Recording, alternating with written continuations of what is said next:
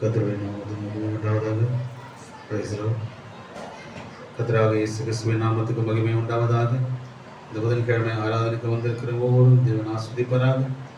கண்களை மூடி தேவன் நம் வாழ்க்கை செய்த நன்மை நினைத்து கொஞ்ச நேரம் ஸ்தோத்திரத்தை கூட நம்ம கடந்து செல்வோம். ஸ்தோத்திரம் ஆண்டவரே, ஸ்தோத்திரம் ஆண்டவரே, ஸ்தோத்திரம் கர்த்தாவே. எங்கள் தேவாதி தேவனே, ராஜாதி ராஜாவே, கர்த்தாதி கர்த்தாவே, துதிக்கிறோம். வாயில திறந்த தேவன் வாழ்க்கை செய்த நன்மை நினைத்து கொஞ்ச நேரம் ஸ்தோத்திரிப்போம். உள்ளத்தின் ஆழத்திலிருந்து முழுமனதோடு ஏக சிந்தையோடு தெய்வீக அன்போடு பரிபூர்ண விசுவாசத்துடன் தேவனை துதிப்போம். நன்றி ராஜா, நன்றி ராஜா, நன்றி ராஜா, நன்றி ராஜா. எங்கள் தூயாதி தூயவரே, ராஜாதி ராஜாவே, கர்த்தாதி கர்த்தாவே, தேவனே தொழுது கொள்கிறோம், ஆராதிக்கிறோம், போற்றுகிறோம், வணங்குகிறோம். இதயத்தின் ஆழத்திலிருந்து தேவனே உமக்கு நன்றி செலுத்துகிறோம் அப்பா. தேவனே உமக்கு நன்றி ராஜா, நன்றி ராஜா, நன்றி ராஜா. சமூகத்தை கொண்டு வந்தீரே, ஆராதிக்க முடியாது, தெரிந்து கொள்ள முடியாது. இதந்த கிருபைக்காக உமக்கு நன்றி ராஜா, நன்றி ராஜா, நன்றி ராஜா. சோதரன் ஜீவனையும் சுகத்தையும் வளர்ந்தவரே உமக்கு நன்றி ராஜா, நன்றி அப்பா, நன்றி ராஜா, நன்றி ராஜா. பரிசுத்தரே ஸ்தோத்திரம். நேற்று மீண்டும் என்று மாறாத எங்கள் ஜெயம் கொண்ட கர்த்தராகிய இயேசு கிறிஸ்துவே உமக்கு ஸ்தோத்திரம். மத்தியிலே உலாவுகிறவரே, எங்களுக்குள்ளாய் வாசம் செய்கிறவரே, பிரகாசிக்கிறவரே உமக்கு நன்றி அப்பா, நன்றி ஆண்டவரே, நன்றி ராஜா, நன்றி ராஜா. துயாதி தூயவரே, ராஜாதி ராஜாவே, கர்த்தாதி கர்த்தாவே உமக்கு நன்றி, நன்றி, நன்றி, நன்றி. நேபலமானவரே உமக்கு ஸ்தோத்திரம் ஆண்டவரே, எங்களை காத்துக்கிறோம் ஆண்டவரே. நன்றி ராஜா, நன்றி ராஜா, நன்றி ராஜா. ஆண்டவரே உமக்கு ஸ்தோத்திரம் அப்பா. தேவனே உமக்கு நன்றி ராஜா, நன்றி ராஜா, நன்றி ராஜா. காத்துக்கிறோம், நன்றி ராஜா, நன்றி ராஜா. உம்மை போல யாருண்டு, நன்மை செய்ய நீருண்டு. உம்மைத்தானே நம்புவேன் என் தேவா. உம்மை போல யாருண்டு, நன்மை செய்ய நீருண்டு. உம்மைத்தானே நம்புவேன் என் தேவா. உம்மைத்தான் எந்தன் வாழ்வின் ஆதாரமாய் நினைத்து உள்ளேன். நீரில் நான் எந்தன் வாழ்க்கை வீணாய்த்தானே போகும் ஐயா. உம்மைத்தான் எந்தன் வாழ்வின் ஆதாரமாய் நினைத்து உள்ளேன். நீரில் நான் எந்தன் வாழ்க்கை வீணாய்த்தானே போகும் ஐயா. உம்மை போல யாருண்டு, நன்மை செய்ய நீருண்டு. உம்மை தானே நம்புவேன் தேவா. உம்மை போல யாருண்டு, நன்மை செய்ய நீருண்டு. உம்மை தானே நம்புவேன் தேவா. உம்மை போல யாரும் இல்லை ஆண்டவரே, எங்களை நேசிப்பதற்கு, எங்களை அரவணைப்பதற்கு, எங்களை புரிந்து கொள்வதற்கு தேவனே, தேவனே உம்மை போல யாரும் இல்லை ஆண்டவரே. எல்லா நினைவுகளையும் அறிந்திருக்கிற தேவனாக இருக்கிறது. இதோ இந்த ஆராதனைக்கு நீங்கள் தகுதி கொடுத்து, இந்த ஆராதனைக்கு நீங்கள் பசுத்தப்படுத்து, ஆராதனைக்கு நீங்கள் ஆயத்தப்படுத்தும். இதோ வெறுமையாய் வந்து நாங்கள் வெறுமையாய் போகாதபடி என் தேவனை நீருடைய வல்லமையினால், பசுத்த ஆவியினால், கிருபையினால், இரக்கத்தினால் எங்களை நடத்தினார் ஆண்டவரே. நம்ம தலைவட்டமாய் எங்களை தாழ்த்துக்கிறோம். நன்றி. இந்த ஆராதனைக்காக தேவன் ஜெபிக்க முடியாது. ஜேம்ஸ் கேட்டு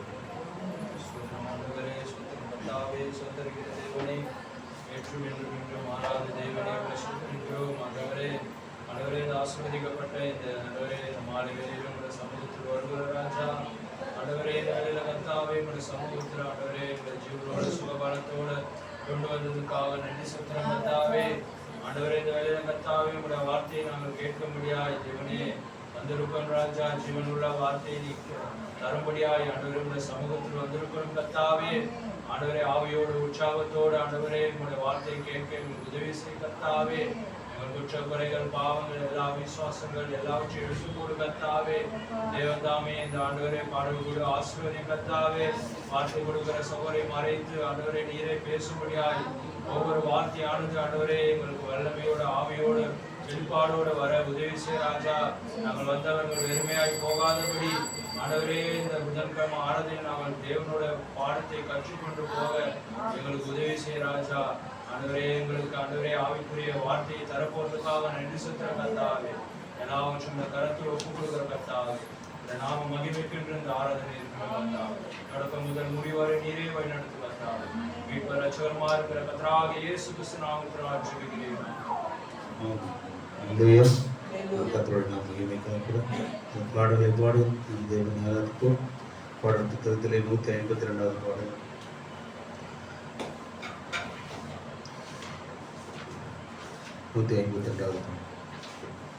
கைவிடாத நேசரேசு நமக்கு இருக்கையிலே பயம் இல்லையே.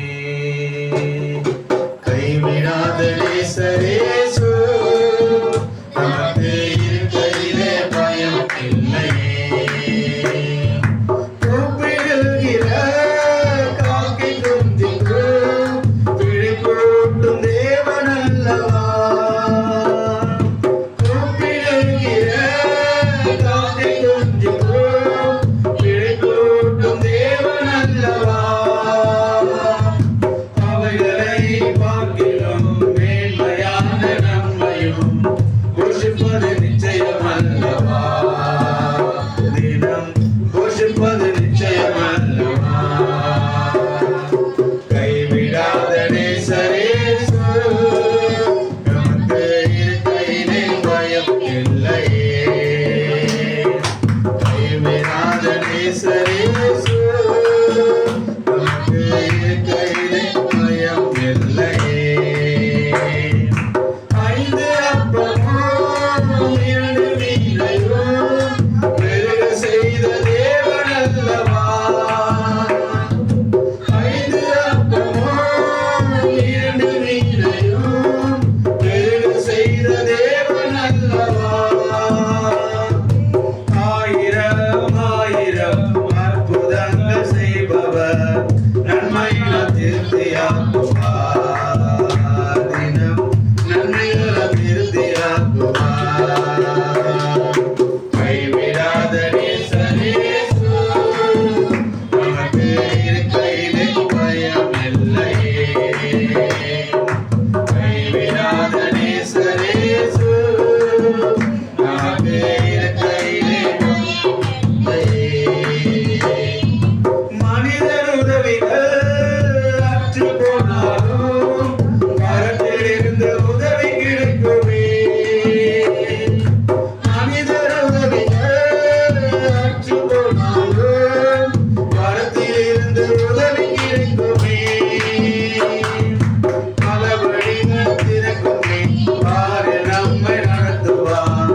வாக்குமாற தேவன் அல்லவா. என்றும் வாக்குமாற தேவன் அல்லவா. கைவிடாத நேசரேசு நமக்கு இருக்கையிலே பயம் இல்லையே. கைவிடாத நேசரேசு நமக்கு இருக்கையிலே பயம் இல்லையே.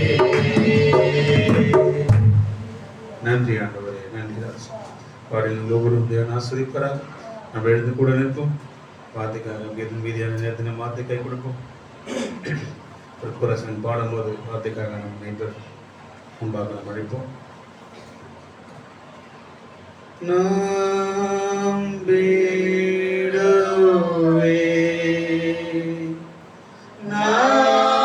நம்பிடுவே யாவும் கை கூடிடும். நம்பிடுவே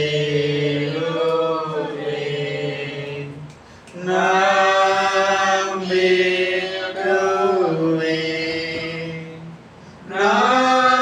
நம்பிடுவே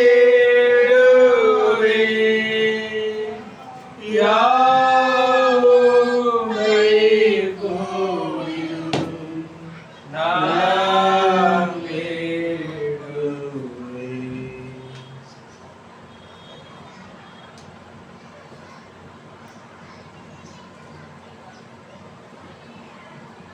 Praise the Lord. Hallelujah. கர்த்தராகிய இயேசு கிறிஸ்து நாமத்துக்கு மகிமை உண்டாகட்டும். Praise the Lord. Hallelujah. Thank you Jesus.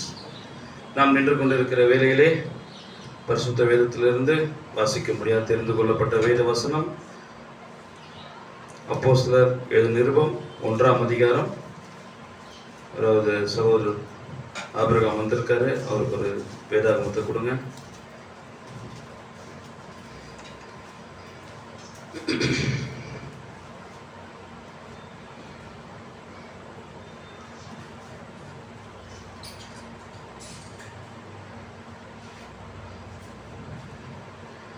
எட்டு வாசிங்க. 1:8.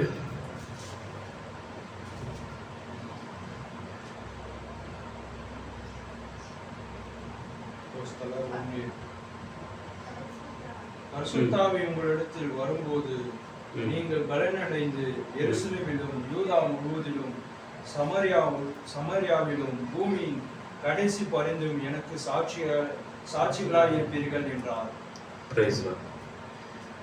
கண்களை மூடிக்கொண்டிருக்க வேளையிலே கர்த்தராகிய இயேசு கிறிஸ்துவே, இந்த ஆசீர்வதிக்கப்பட்ட இந்த புதன்கிழமை மாலை வேளையிலே எங்கள் வெளியேற பெற்ற தேவனுடைய நாமத்துக்கு மகிமைக்கென்று நாங்கள் இங்கு கூடி வந்திருக்கிறோம்.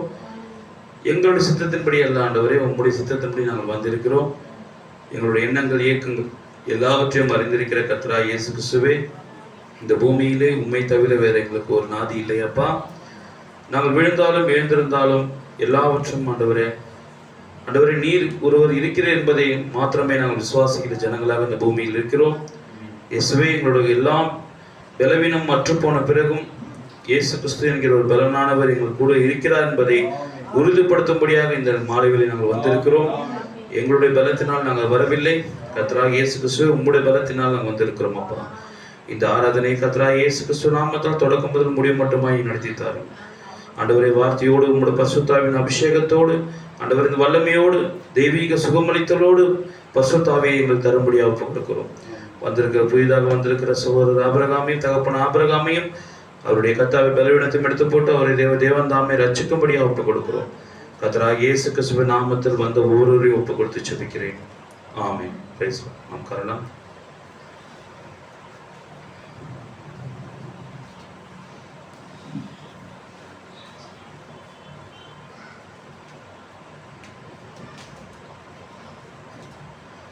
ஹல்லேலூயா. Price the Lord. ஹல்லேலூயா. இந்த புதன்கிழமை வேத பாட நாளாக இருக்கிறது. இப்போது சில காரியங்களை வேதத்திலிருந்து நாம் பார்க்கலாம். நாம் வாசித்த அப்போஸ்தலர் நடபடிகள் 1ஆம் அதிகாரம் 8ஆம் வசனத்தை மீண்டும் வாசிங்க. பரிசுத்தாவி உங்களிடத்தில் வரும்போது போதும் பாருங்க, இங்க வேதம் சொல்லுகிறது பரிசுத்தாவி உங்களிடத்தில் வரும்போது. அப்ப பரிசுத்தாவி என்பது நாம் தேடி போவதல்ல, நம்மிடத்தில் வரக்கூடியதாக இருக்கிறது. அல்லேலூயா. இன்னைக்கு அநேக பேருக்கு இந்த கோவிலுக்கு போலாமா, அந்த சபைக்கு போலாமா, இந்த சபைக்கு போலாமான்னு தேடி போறாங்க. எதுக்காகனா பரிசுத்தாவி பெற்றுக்கொள்வதற்கு. பரிசுத்தாவி பெற்றுக்கொள்வதுன்னா அந்நிய பாஷை பேசுறது, லபலபன் கத்துறதோ, அல்லது ஒரு தரிசனத்தை பார்க்கறதோ, ஒரு தீர்க்க தரிசனத்தை சொல்றதோ. ஆனால் அப்படிதான் அவங்க நினைக்கிறாங்க. ஆனால் பரிசுத்தாவி பெற்றுக்கொண்டதற்கு முதலாவது நாம் செய்ய வேண்டிய ஒரு காரியம் என்னவென்றால், பரிசுத்தாவினா என்னன்னு முதல்ல தெரிஞ்சுக்கணும். அல்லேலூயா. பரிசுத்தாவினா என்னன்னு தெரிஞ்சுக்கணும். ஏனால் பரிசுத்தாவியானவர் தான், அது தேவனே. பரிசுத்தாவி என்பது அது தேவனே. ஏன்னா நம்ம ஆதியாகமம் 1ஆம் அதிகாரத்தில் 2ஆம் வசனத்தில் வாசிக்கிற பார்த்தீங்கன்னா, தேவ ஆவியானவர் ஜலத்தின் மீது அசைவாடி கொண்டிருந்தார். அப்ப பரிசுத்தாவியானவர் என்பது அது தேவன் தான். தேவனுக்கு ஒரு ரூபம் என்றும் ஒன்று இல்லை. தேவனுக்கு ஒரு ஒரு ஒரு ஒரு ரூபம் இல்லை அவருக்கு. தேவனை ஒருவரும் ஒரு காலம் கண்டது இல்லை. அவர் ஆவியான தேவன். நம்முடைய தேவன் எப்படிப்பட்டவர்? ஆவியான தேவன். ஸோ ஆவியான தேவனாய் இருப்பதனால தான் இந்த பூமியிலே ஒரு மனிதனை கொண்டு அவர் வெளிப்படணுன்றதுக்காக தான் ஆதாம் ஏவாளை உண்டாக்கினார். ஐயா புரியுதுங்களா? ஐயா வந்திருக்காரு, அவருக்கு புரியுற மாதிரி கொஞ்சம் எளிமையா பேசலாம். ஏனென்றால் பரிசுத்தாவியானவர் தான் இந்த பிரபஞ்சத்தை உண்டாக்கி தேவன். ஏன்னா யோவான் 4ஆம் அதிகாரம் 22ஆம் வசனத்துல என்ன வாசிக்கிறோம்? தேவன் ஆவியாக இருக்கிறார். தேவன் என்ன இருக்கிறார்? ஆவியாக வந்தவராக இருக்கிறார். அப்ப இந்த பரிசுத்தம் என்கிற இந்த வார்த்தை அது எப்போது வந்தது? இந்த பரிசுத்தம்ன்ற வார்த்தை எப்போ வந்தது? நாம் பரலோகத்தில் சாட்சி ஒரு மூவர், பிதா வார்த்தை பரிசுத்தாவி. அப்படியா இருக்கு? குமாரனா இருக்கு பைபிள்ல. இன்னும் கேட்கிறேன், படிச்சலாம் அந்த வசந்தத்தை படிக்கிறீங்க. இதுதான் நம்ம எப்படி புரிஞ்சிருக்கிறோம் பார்த்தீங்களா? 1 யோவான்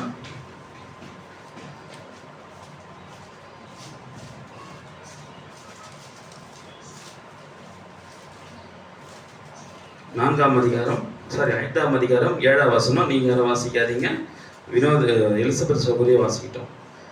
1 யோவான் 5ஆம் அதிகாரம் 7வது வசனம்.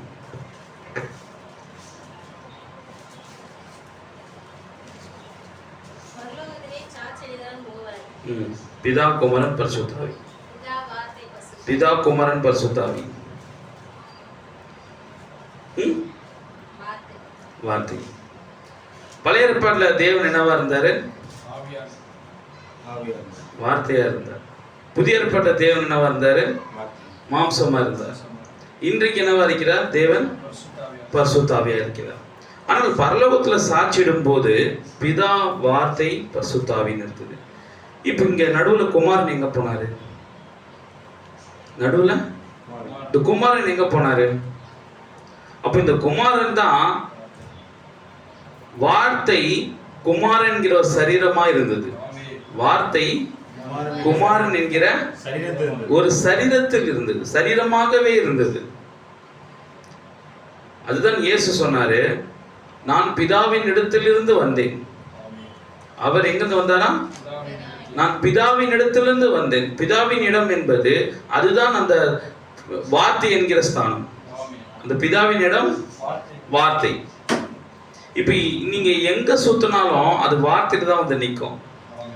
பழைய ஏற்பாட்டு காலத்திலேயும் ஒரு வார்த்தையா தான் இருந்தாரு. இன்றைக்கும் அவர் என்னவா இருக்கிறாரு? வார்த்தையா தான் இருக்கிறாரு. தேவனுக்கு என்னவா இருக்கிறார்? உரைக்கப்பட்ட வார்த்தையே மூலவித்து. இந்த மணி நேரத்துக்குரிய வார்த்தை.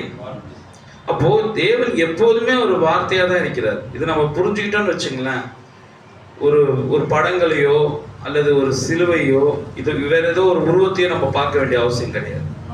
தேவன்றாலே ஒரு வார்த்தை தான். இந்த விஷயத்துல ரொம்ப தெளிவா இருக்கணும். ஒரு வார்த்தை சொல்லும் போது அதுல நல்லதும் இருக்குதும் கெட்டதும் இருக்கும். ஒரு வார்த்தையில டக்குன்னு சொல்லும் போது கஷ்டப்படுவாங்க, இவனா இப்படி பேசிட்டாரு. அதே வார்த்தை சந்தோஷமா பேசும்போது, நான் உனக்கு 1 கோடி ரூபா கொடுக்குறேன்னா ஐயோ சந்தோஷப்படுவாங்க. இதே நான் ஒரு வார்த்தை திட்டேன்னா அன்னைக்கு ஃபுல்லா கஷ்டப்படுவேன். அப்போ ஒரு வார்த்தையில ஒரு மனிதனை காயப்படுத்தவும் முடியும், ஒரு வார்த்தையில ஒரு மனிதனை தேற்றவும் முடியும், சந்தோஷப்படுத்தவும் முடியும். சரிங்களா? அப்போ இந்த கான்செப்ட் சேரத்துக்கு சகோதரர்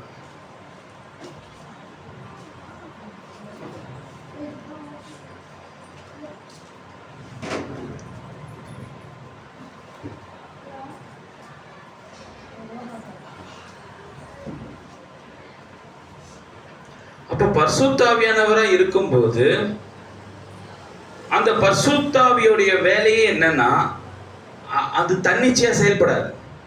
பரிசுத்தாவி எப்போதுமே தன்னிச்சையா செயல்படாது. அந்த பரிசுத்தாவி எப்போதுமே என்னதான் தேவை? ஒரு சரீரம் தேவை.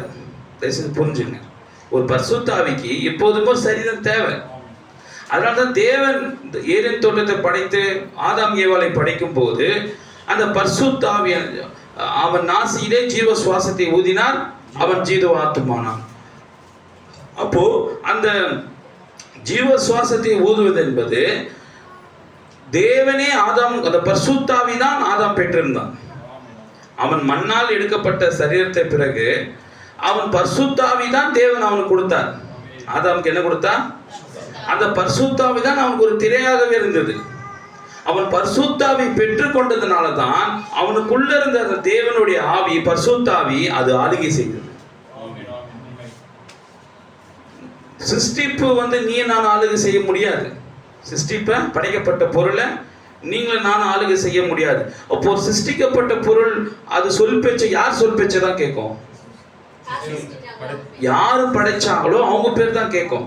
அப்போ ஆதாம் வந்து அவனை வெறும் மண்ணுல மட்டுமே அவன் எடுத்து உருவாக்கி இருந்தாருன்னு வச்சுங்களேன், எந்த சிருஷ்டிப்பும் அவன் பேச்சை கேட்டிருக்காரு. அவனுக்குள்ள அந்த ஜீவ சுவாசத்தில் அவன் ஆசையிலே ஊதின பிறகு, அவன் ஜீவ ஆத்துமாவை பெற்ற பிறகு, அவனுக்குள்ள பரிசுத்தாவியன் வந்த பிறகுதான் அவன் ஒவ்வொரு வார்த்தை சொல்லும்போது அது கீழ்ப்படியுது. ஏன் கீழ்ப்படிதுன்னா அது ஆதாம் இல்ல, ஆதாமுக்குள்ள இருக்கிற பரிசுத்தாவி இருக்கிறதுனாலதான் அது அனைத்தும் கீழ்ப்படியுது. சரிங்களா? ஆதாமுக்குள்ள இருந்த அந்த தேவன் சொல்றதுனால தான் அது கீழ்ப்படியுது. ஏவாளுக்குள்ள இருந்த தேவன் சொன்னதுனால தான் அதெல்லாம் கீழ்ப்படியுது. தென்னை மரமே வானா வந்து அந்த இளநியை கொடுத்துட்டு போயிடும், சிங்கம் வானா கூட்டோனே வரும். காரணம் என்னன்னா அது அது ஆதாம் அல்ல, அது ஏவாள் அல்ல, அவங்களுக்குள்ள இருக்கிற தேவன். அதனால்தான் பிசாசுக்கு மனோவாவை தெரியாது, மனோவா சொல்ற அந்த நேம் ஆஃப் லார்ட் ஜீசஸ் தான் பிசாசு போயிடுது. புரியுதுங்களா? இப்போ சகோதரர் ஸ்ரீதர் ஆமோஸ் சகோதரங்களும் வந்து ஜெபிக்கும் போது அவங்க ஐயோ ஆமோஸ் வந்துட்டாருன்னு பைப்பில்ல, ஐயோ மனோவா வந்துட்டாருன்னு பைப்பில்ல, அவங்க நிற்கும் போது நிற்கும். ஆனா இந்த name of Lord Jesus Christ அப்படி சொல்லும் போது தப்புனு இது. காரணம் என்ன? அது மனோவாக்குள்ள இருக்கிற பரிசுத்தாவினால் அது நடக்குது. அது எலிசபெத்துக்குள்ள அது இருக்கிற பரிசுத்தாவினால் அது நடக்கும். நான் சொல்றது உன்னால என்னால செய்ய முடியாது. அப்போ அந்த பரிசுத்தாவி பெற்றுக்கொண்ட தன்மையில தான் பிசாசை பொறுத்த வரைக்கும் என்ன தெரியுமா? பிசாசை பொறுத்த வரைக்கும் உனக்குள்ள இருக்கிற அந்த பரிசுத்தாவியான வெளியெடுத்து போட்டா போதும் அவனுக்கு. பிசாசை பொறுத்த வரைக்கும் என்ன பண்ணணும்? பரிசுத்தாவி உனக்குள்ள இருக்கிற பரிசுத்தாவி எப்படியாவது அதை அவனால் எடுத்து போட முடியாது. ஏன்னா கொடுத்தது யாரு தான்? தேவன். இப்போ கொடுத்தது தேவன். அதை அதை அதை அதை வந்து பாதுகாத்து கொள்றது யாரோட வேலை? அது நம்முடைய வேலை. நல்லா புரிஞ்சுக்கலாம், ஏவாளுடைய வேலை. இப்போ தேவன் ஒரு மனிதனுக்குள்ள இருந்து பரிசுத்தம் எடுக்க முடியாது. ஏன்னா அடைத்த அடைப்பும் கிருபை வரங்களும் மாறாது. அவர் ஒரு முறை ஒரு மனிதனுக்கு ஒரு வல்லமையை ஒரு ஆவியை கொடுத்தாருன்னா அந்த ஆவியை எடுத்துக்க மாட்டார். நல்லா புரிஞ்சுக்கணும். அப்படி அவர் ஆவியை ஒரு மனிதன் கிட்ட எடுத்துக்கின்னு அவனை அனுப்புவார்னா அவரு அது பரலோகத்திலேயே அது லூசிபர் அதை செஞ்சிருக்கணும். அவர் அந்த வரங்களையும் அந்த அந்த பரிசுத்தாவி அவர் எடுத்துக்கிட்டு அந்த ஆவியை எடுத்துக்கிட்டு அவனை அனுப்பிச்சிருந்தான்னு வச்சுங்களேன், அவன் பூமியில வந்து அவன் நார்மலான பிசாசா தான் இருந்திருப்பான். அவன்கிட்ட வல்லமை இல்லாம இருந்திருக்கும். ஆனா வாங்க உள்ள வாங்க, சேர்த்து போட்டு சந்தோஷமா இருக்கு இவ்வளோ வந்திருக்கு. எல்லாரும் கேட்டிருந்தாங்க எங்க 2 வாரமா ஐசக்கும் ரெபேக்கால காணோம், என்ன ஒரே கலர் ட்ரெஸ், ரொம்ப சந்தோஷம். அப்போ ஒரு மனிதனுக்கு ஒரு முறை தேவன் பரிசுத்தாவி கொடுத்துட்டாருன்னா அதை மீண்டுமா அவர் எடுக்க மாட்டாரு. ஆனா அது அவனை விட்டு போறதுக்கு உண்டான சூழ்ச்சியை சாத்தான் செய்வான். ஐயா தயவுசெய்து புரிஞ்சுக்கயா, தேவன் ஒரு முறை ஒரு மனிதனுக்கு பரிசுத்தாவி கொடுத்த பிறகு அவரே உங்ககிட்ட ஆவின்னு எடுத்துக்கிறேன்டா சொல்ல முடியாது. புரியுதுங்களா மோஸ்? அவர் தான் கொடுக்கிறார் உனக்கு, அவரே எடுத்துக்க மாட்டாரு. அதனால தான் அந்த சுயாதீனத்தை அவர் பரிசுத்தாவி கொடுக்கும் போதே ஒரு மனிதன் சுயாதீனத்தை பெற்றுக்கொள்றான். பரிசுத்தாவி கொடுக்கும் போதே ஒவ்வொரு மனிதனும், ஒவ்வொரு இந்துவா இருக்கட்டும், முஸ்லீமா இருக்கட்டும், கிறிஸ்தவனா இருக்கட்டும், எந்த குழந்தை பிறந்தாலும் அதுக்கு தேவன் ஒரு ஆவி கொடுக்கிறார். எந்த மனிதனுக்கும் ஒரு ஆவி தேவன் கொடுக்கிறார். அந்த ஆவி சொல்றாரு, ஒரு மனிதனுக்கு 2 ஆவி தான் கிரியை செய்யணும். ஒன்னு பரிசுத்தாவி, இல்ல அசுத்தாவி, பிசாசின் ஆவி. சோ இந்த 2 ஆவிகளும் ஒரு மனிதனுக்குள்ள, அது இந்துவா பிறந்தாலும் சரி, முஸ்லீமா பிறந்தாலும் சரி, அது கிறிஸ்தவனா பிறந்தாலும் சரி, எல்லாமே பிறக்கும் போது அந்த ஆவி அவனுக்குள்ள இருக்குது. ஆனால் பரிசுத்தாவி, இப்ப நம்ம பிறக்கும் போது நான் இந்துவா பிறந்தேன், ஏறத்தாழ 24 வயசுல இந்த வெளிச்சம், இந்த வெளிச்சம் வந்து படும்போது, இந்த நாளுக்குரிய செய்தி என் காது வழியா கேட்கும் போது, இந்த நாளுக்குரிய சத்தியத்தை நான் படிக்கும் போது, இந்த வெளிச்சம் வரும்போது எனக்குள்ள இருக்கிற அந்த பரிசுத்தாவின் அந்த சிறு பாகம், அந்த வெளிச்சம் வரும்போது அது அந்த வார்த்தையோட இணைந்து என்னை ஈர்த்துக்கொள்ளுது. அப்போ எல்லாருமே அப்படித்தான். அந்த சொல்றாரு, ஒரு மனிதனுக்கு அந்த நேரத்துலதான் பரிசுத்தாவி வரணும் இல்ல, ஆல்ரெடி அவனுக்குள்ள இருக்குது. அது சொல்றாரு, நீ பாதியிலலாம் வந்து நீ கிறிஸ்து கிட்ட வர முடியாதா? நீ பாதியிலலாம் நீ கிறிஸ்து கிட்ட வர முடியாதா? நீ பிறக்கும் போதே கிறிஸ்துவோட தான் பிறக்கிறியா? தெரிய சொல்றாரு. என்ன சொல்றாரு? ரெபேக்கா வந்து பாதியில கிறிஸ்துவ கிட்ட வரலையா? என்ன பிரதர் நீங்க சொல்றீங்க? நான் இப்பதான் பிரதர் 2 வருஷமா தான் நான் சர்ச்சுக்கு போறேன், நான் ஒரு 3 வருஷமா தான் ஆண்டவரை ஏத்துக்கினேன். கிடையாது கிடையாது கிடையாது, அது உன்னுடைய புரிந்து கொள்ளுதல். அது மெதுவா பதட்டப்பட மெதுவா நமக்கு நேரம் இருக்குது. பாஸ்டர் பால் வந்திருக்கா, ரொம்ப சந்தோஷம். பாருங்க, அப்போ பிறக்கும் போதே, நான் பாஸ்டர் பாலுடைய ஆர்டினேஷன் கூட சொல்லியிருப்பேன், ஒரு ஊழியக்காரன் பிறக்கும் போதே அவன் ஊழியக்காரனாக தான் பிறக்கிறான், ஒரு மெய்ப்பனா தான் பிறக்கிறான். ஆனால் பால் தெரிந்து கொள்றதுக்கு 25 வருஷம் கழிச்சு தெரிந்து கொள்ற தனக்குள்ள அது என்ன காரியம் இருக்குன்னு.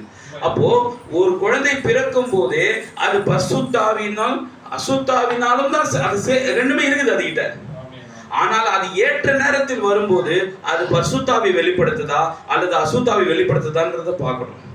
ஏன்னா ஒரு மனிதன், இப்போ தேவனே சத்தியபரர், உண்மை இருக்கிற இடம் தேவன் இருப்பார், பொய் இருக்கிற இடம் பிசாசு இருக்கும். அப்ப நம்ம சிறு வயதுல இருந்தே நம்மள உண்மையாரு, பொய் பேசாத, உண்மையாரு, அடுத்தவங்க பொருளை திருடாத, அடுத்தவங்க தவறா பேசாதன்னு இப்படி சொல்லி வளர்க்கறதுக்கு காரணம் என்னன்னா, அது தேவனுடைய ஆவின் அது ஸ்டார்டிங் ஸ்டேஜ். அப்ப பரிசுத்தாவி ஒரு மனிதன், ஒரு இந்து கிட்ட இருக்கா கண்டிப்பா இருக்கும் பரிசுத்தாவி. அது பிகினிங், எது அது ஒரு தொடக்கம். புரியுதுங்களா? இப்போ பரிசுத்தாவி, அப்போ நல்லா அதுதான் சொல்றேன், அது பரிசுத்தாவி தான், அது பரிசுத்தாவி தான்.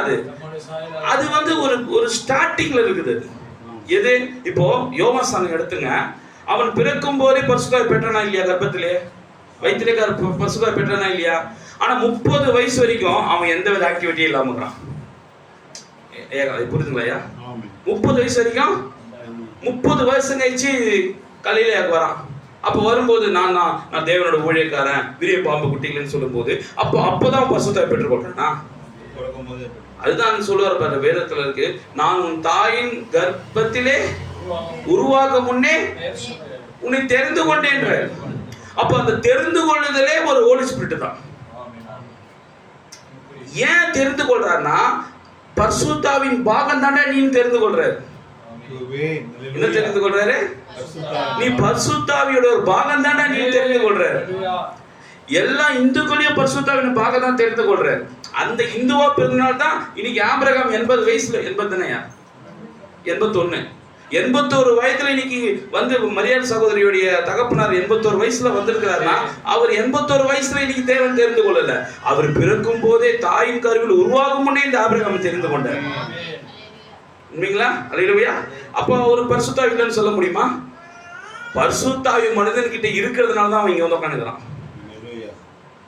நீங்க வந்து உட்காந்துக்கிற பரிசுத்தாவி ஒரு மனிதனுக்குள்ள இருக்கிறதுனால தான் சகோதரர் தகப்பனார் ஆபிரகாம் வந்து இங்க உட்காந்துக்கிறார். நீ பரிசுத்தாவி உனக்குள்ள இல்லை, நீ எங்க உட்காந்துப்ப? டிவி நிகழ்ச்சியிலையோ ரோட்ல டீ கடையில் உட்காந்துக்கின்னு வீண் கதை பேசிக்கின்னு, அரசியல் பேசிக்கின்னு, ஒண்ணுக்கு உதவாத ஊர்கதைகளை பேசிக்கிட்டு, அப்போ எதுனா சொல்றாரு, பிதாவான ஒருவனை இழுத்து கொள்ளாவிட்டால், அப்போ இந்த செய்தி கிட்ட வந்து நீ உட்கார்ந்து கேட்கறதுக்கே நீ என்ன பெற்றிருக்கிற? பரிசுத்தாவின் ஒரு ஸ்டார்டிங் ஸ்டேஜ். ஒரு 100% கொடுக்குறான்னு வச்சுங்களேன். இப்போ பிறக்கும் போதே நீ 1%ல நீ பிறந்துட்ட. ஒரு இந்துவா பிறக்கும் போதே பரிசுத்தாவினா 1%ல பிறந்துட்ட. அது நீ வளர வளர வளர அது அப்படியே வளர்ச்சி அடைந்தே வருது. ஒரு 5%, 10%. அதுலயும் வாலிபத்தை காத்துனே வர. இந்த வாலிபத்தை காத்துக்கிட்டே வர நேரத்துல உண்மையா இருக்கிற, உத்தமமா இருக்கிற, உத்தம இருதயத்துக்கு தேவன். அப்போ அந்த உத்தமமா இருக்கிறதுனாலே இயேசுன்ற பேரை போய் யாரோ ஒருத்தர் சொல்ல வேண்டியதா இருக்குது. அந்த உத்தமமா இருக்கிறதுனாலே இயேசுன்ற ஒரு கான்செப்ட் உன் காதுல கேட்க வேண்டியதா இருக்குது, உன் கண்ணுல நீ பார்க்க வேண்டியதா இருக்குது. ஏன்னா நீ தேவனுடைய பாகமா இருக்கிறதுனால நீ ஒரு மேக்னெட், மண்ணுல கிடக்குற. மேக்னெட்லாம் எங்க இருக்குது? மண்ணுல கிடக்குது. நீ ஜஸ்ட் அந்த மண்ணை நீ எதுவுமே தனியா மேக்னெட் தனியா எடுக்க வேண்டிய அவசியமே இல்லை. நீ ஒண்ணும் பண்ணாத. மேக்னெட்டை இரும்பு, நீ இரும்பு எதுல இருக்கிற? மண்ணுல இருக்கிற. அந்த மேக்னெட் அந்த மணலுக்கு மேல அப்படி எடுத்துட்டு போயேன், சும்மா கொஞ்சம் தூரத்துக்கு இப்படி எடுத்துட்டு போயேன், மண்ணு ஒட்டாது, மண்ணுல இருக்கிற இரும்பு தான் ஒட்டும். அப்போ ஒவ்வொரு மேலும் பரிசுத்தாவி, அந்த உள்ள இருக்கிற அந்த பரிசுத்தாவி, அது இயேசுன்ற வார்த்தை வரும்போது டப்புன்னு பிடிச்சுக்கும். இது என்னோட பாகண்டா, இது எனக்குரியதுடா, ஏதோ ஒரு பிரச்சனையிலோ சூழ்நிலையிலோ நீ நொந்து கட்டிருக்கும் போது இயேசு உன்னை விடுதலை ஆக்குவான்னு சொல்லும் போது உண்மையாகவே அந்த வார்த்தை உன்னை தொடும் போது இது என்னுடைய பாகம் நீ வந்து புஷ்ட. புரியுதுங்களா இல்லையா? அப்போ ஒரு மனிதனுக்குள்ளாக இருந்து பரிசுத்த ஆவி ஒரு மனிதனுக்குள்ளாக கிரியை செய்யறது அவருடைய வேலையா இருக்கிறது. ஹல்லேலூயா. அப்படிதான் ஏறத்தாழ இயேசு கிறிஸ்து பிறக்கிறதுக்கு முன்னாடி வரைக்குமே அவர் பரிசுத்த ஆவியானவர் ஒரு சரீரத்தையே தெரிந்து கொண்டு வருகிறார். பரிசுத்த ஆவியானவர் ஒரு சரீரத்தையே தெரிந்து கொண்டு வரார். அவர் பரிசுத்த ஆவி ஒரு சரீரம் இல்லாம அவருக்கு எந்த வேலையும் செய்ய முடியாது. ஆனால் அவர் சரீரத்தை தெரிந்து கொள்ளும் போது அந்த சரீரத்துக்கு என்ன தேவைன்னா ஆத்துமா தான் தேவை. பரிசுத்த ஆவி வாசம் செய்வதற்கு எது தேவைன்னா ஆத்துமா ரொம்ப முக்கியம். தயவு செஞ்சு புரிஞ்சுங்க. ஏன்னா இந்த சரீரம் அது எங்க போகுது? மண்ணுக்கு போகுது. அப்ப இந்த ஆத்துமா யார்கிட்ட இருந்து வந்தது? வெறும் மண்ணால உருவாக்கின ஆதாமுக்கு தேவன் என்ன கொடுத்தாருன்னா ஆவியை கொடுத்தாரு. அந்த ஆவி அந்த சரீரத்துக்குள்ள போன உடனே அது என்னவா மாறிச்சு? ஆத்துமாவா மாறிடுச்சு. அப்போ இந்த சரீரத்துல நீ ஆத்துமா பரிசுத்தாவை பெற்றுக்கொள்ள முடியாது. அப்போ பரிசுத்தாவை பெற்றுக்கொள்வதற்கு உனக்குள்ள இருக்கிற ஆத்துமா தான் அந்த ஆவியை பெற்றுக்கொள்ளுது. உனக்குள்ள இருக்கிற ஆத்துமா தான் பரிசுத்தாவை பெற்றுக்கொள்ளுது, அசுத்தாவையும் பெற்றுக்கொள்ளுது. அதனால தான் வேதாகமம் சொல்லுது பாவம் செய்யற சரீரம் சாகும், பாவம் செய்யற சரீரம் சாகும். ஆத்மா கஷ்டம். அப்போ பாவம் செய்கிறது சரீரமா ஆத்மாவா? பாவம் செய்யறது ஆத்மாவா சரீரமா? ஆத்மா. அப்போ சரீரத்துல செய்யற பாவத்துக்கும் பரிசுத்த ஆவி தேவன் துக்கப்படுவாரா? ஐயா, பாவம் செய்யற ஆத்மா சாகும் வேதம் வசனம் சொல்லுது. ஆனா நீ சரீரத்துல பிடிக்கிற சிகரெட்டு, சரீரத்துல குடிக்கிற தண்ணி, சரீரத்துல செய்யற விபச்சாரம், சரீரத்துல செய்யற கொலை, சரீரத்துல செய்யற தவறுகளுக்கு தேவன் உன்னை தண்டிப்பாரா? ஐயா, தண்டிப்பாரான்னு கேட்கிறேன். ஏன்னா சரீரத்தை தான் பாவம் செய்யலையே, ஆத்மா தானே பாவம் செய்யுது.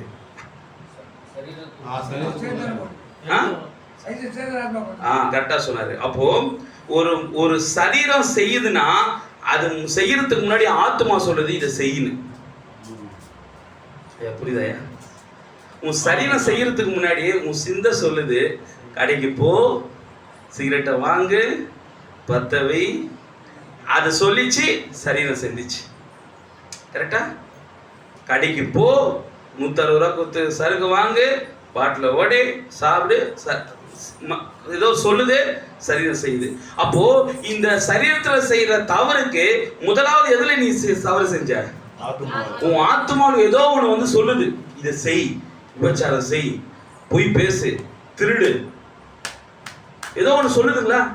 அது சொல்லும் போது உன் சரீரம் அதுக்கு என்ன பண்ணுது? கீழ்ப்படியுது. உன் சரீரம் அது கீழ்ப்படியுது. அதே ஆத்மா வேதாகமம் சொல்லுது உன் சரீரத்தை தீட்டுப்படுத்தாத, பொய் பேசாத, விபச்சாரம் செய்யாத, தீண்டானோ யாதொரு ஒன்றையும் புசிக்காத, புறம் பேசாத, கொள்ளையடிக்காத வேதம் சொல்லுது. அப்போ புரியுங்களா உங்களுக்கு? அப்போ இந்த வார்த்தை உன் ஆத்மாவுக்கு போகும்போது அது உன் சரீரம் அது நன்மை செய்யுது. உன் வார்த்தை அல்லாத ஒரு தவறான ஒரு செய்கை உனக்குள்ள உன் ஆத்மாக்குள்ள போகும்போது உன் சரீரம் தவறானதை செய்யுது. புரியுதுங்களா ஐயா? இப்போ காலங்காலமா இப்படிதான் நடந்துகிட்டே வருது. காலங்காலமா இப்படிதான் நடந்துகிட்டே வருது. அப்போ தேவன் எதிர்பார்க்கிற பலன் நம்ம கிட்ட இல்ல. தேவன் எதிர்பார்க்கிற பலன் நம்ம கிட்ட இல்ல. அப்போ ஆதாம் ஏவாள் செய்த முதல் தவறு என்னன்னா அவர்கள் ஆத்துமாவில் முதலில் தவறு செய்தார்கள். ஆத்துமாவில் செய்த முதல் தவறு என்னன்னா தேவனுடைய வார்த்தையை மீறி பண்ணுவதுதான் ஆத்துமாவில் செய்த தவறு.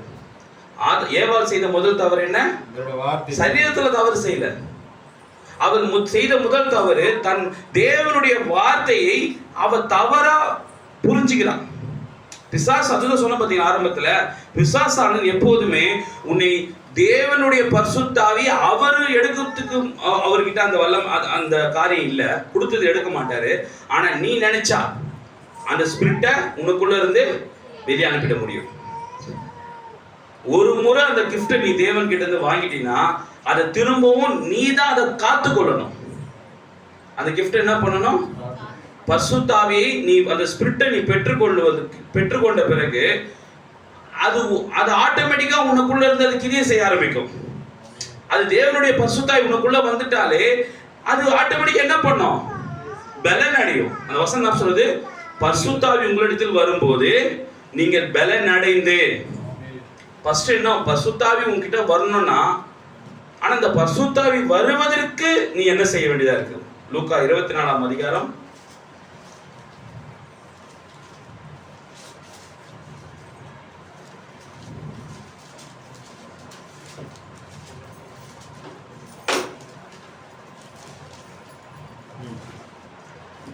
24, 47, 48, 49. தனி கிடையாது. அன்றையும் மனம் திரும்புதலும் பாவம் மன்னிப்பும் எருசலேம் தொடங்கி சகல தேசத்தாருக்கும் அவருடைய நாமத்தினாலே பிரசங்கிக்கப்பட வேண்டியது. நீங்கள் இவைகளுக்கு சாட்சிகளாய் இருக்கிறீர்கள். என் பிதா வாக்குத்தத்தம் பண்ணினதை இதோ நான் உங்களுக்கு அனுப்புகிறேன். நீங்களோ உன்னதத்திலிருந்து வரும் பலனால் தரிப்பிக்கப்படும் வரைக்கும் எருசலேம் நகரத்தில் இருங்கள் என்றார். பாருங்க, அவர் என்ன சொல்றாருன்னா, என் பிதா வாக்குத்தத்தம் பண்ணினதை இதோ நான் உங்களுக்கு அனுப்புகிறேன். நீங்களோ உன்னதத்திலிருந்து வரும் பலனால் தரிப்பிக்கப்படும் வரைக்கும் எருசலேம் நகரத்தில் இருங்கள். சோ இந்த இயேசு கிறிஸ்து பாருங்க, உங்களுக்கு இதுல இருந்து நான் சொன்னாதான் உங்களுக்கு புரியும். இப்போ ஒரு மனிதன் அவன் பரிசுத்தாவியை பெற்றுக்கொண்டிருக்கிறான்றதுக்கு அடையாளமே அவன் வாழ்ற வாழ்க்கை தான். ஒரு மனிதன் பரிசுத்தாவியை பெற்றுக்கொண்டிருக்கிறான்றதுக்கு அடையாளமே அவன் வாழ்ற வாழ்க்கையை வச்சு கண்டுபிடிச்சிடலாம். நான் தான் சொன்ன பாத்தீங்களா, உன் ஆத்துமாக்குள்ள பரிசுத்தாவி தான் நீ உன் சரீரம் என்ன செய்யும். அதே அசுத்தாவி உன் ஆத்துமாவில் இருந்தா உன் சரீரம் என்ன செய்யன்றது நீ இந்த டிஃபரன்ஸ்ல நீ புரிஞ்சுக்கலாம். சோ இயேசு கிறிஸ்து அவர் பரிசுத்தாவியில பிறந்தாலும் பாருங்கள் 30 வயசு வரைக்குமாக அவர் காத்து கொண்டிருந்தார்.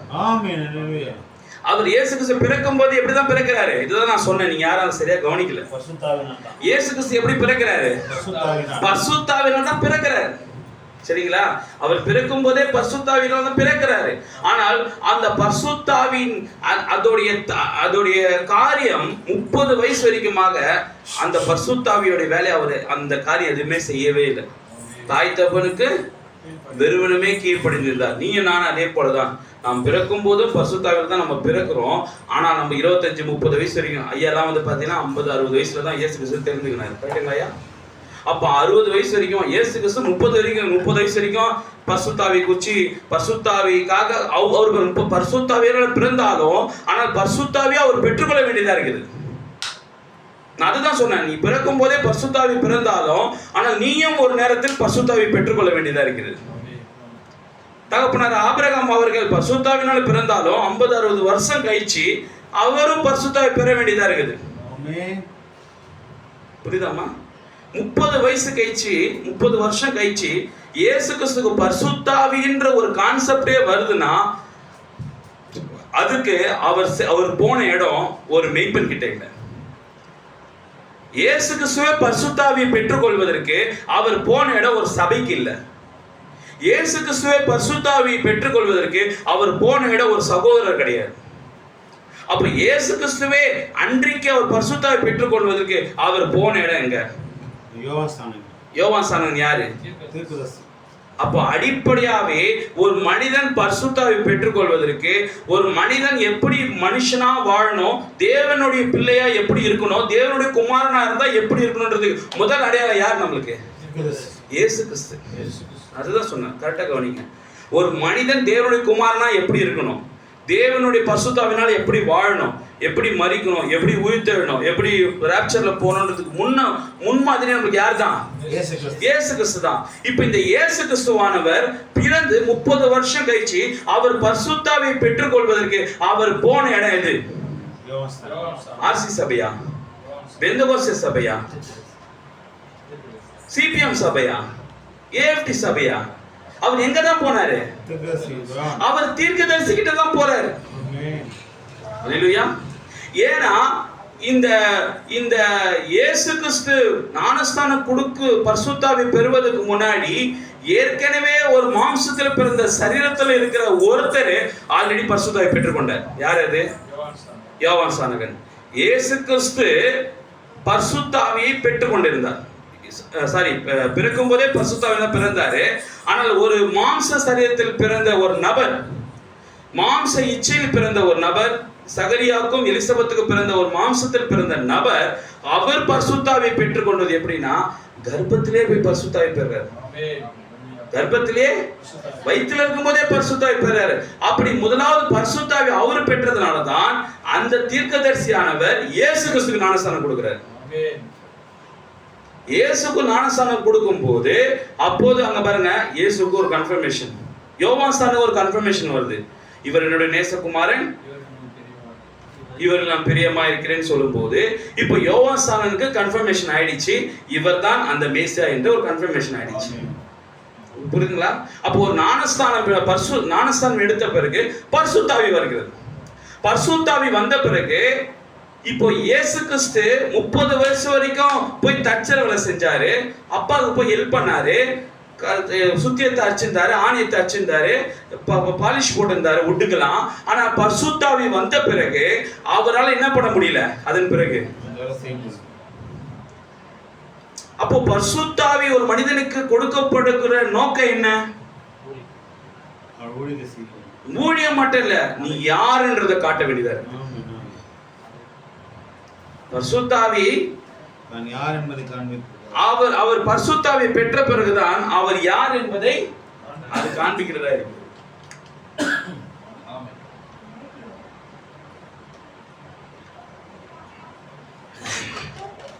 ஆனா அது வரைக்கும் அவர் உண்மையா இல்லையா, உத்தமமா இல்லையா? பொய் பேசினாரா இயேசு கிறிஸ்து? திருநாரா? விபச்சாரம் செய்தாரா? எதனா தவறு செஞ்ச வேதத்துல இருக்குதா? எதுவுமே செய்யல. அப்புறம் ஏன் அவர் பரிசுத்தாவி கொடுக்கப்பட்டது சொல்லுங்க? ஏன் அப்ப இயேசு கிறிஸ்து பரிசுத்தாவி கொடுக்கப்பட்டிருக்கு? 30 வயசுல ஏன் அவர் இயேசு கிறிஸ்து ஞானஸ்தானம் எடுத்த பிறகு ஏன் அவர் பரிசுத்தாவி கொடுக்கப்பட்டிருக்கு? ஏதாவது ஷேர் பண்ணுங்க என்கிட்ட, தெரிஞ்சுட்டு சொல்லுங்க.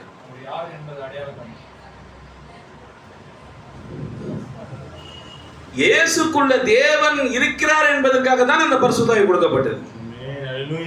எதுக்காக பரிசுத்தாவி கொடுக்கப்பட்டது? தேவன் ஒருவர் இருக்கிறார் என்பதற்காக தான் அந்த பரிசுத்தாவி இயேசுக்கு கொடுக்கப்பட்டது. ஆமென், ஹல்லேலூயா. தேவன் ஒருவர் இருக்கிறார் என்பதற்காக தான் மோசேக்கு தேவன் பரிசுத்தாவி கொடுத்தார். ஆமென். தேவன் ஒருவர் இருக்கிறார் என்பதற்காக தான் நோவாக்கு தேவன் பரிசுத்தாவி கொடுத்தார். பொய் பேசுறான், தண்ணிலாம் வராதியா, ஜலம்லாம் வராதியா, மழைலாம் வராதியான்னு இல்ல, தேவன் ஒருத்தர் இருக்கிறார், பரிசுத்தாவியன் இருக்கிறார் என்பது மழை வந்து காமிச்சது. தேவன் ஒருவர் இருக்கிறார் என்பதை நிரூபிப்பதற்காகத்தான் தேவன் உனக்கு ஒரு பரிசுத்தாவி கொடுக்கிறார்.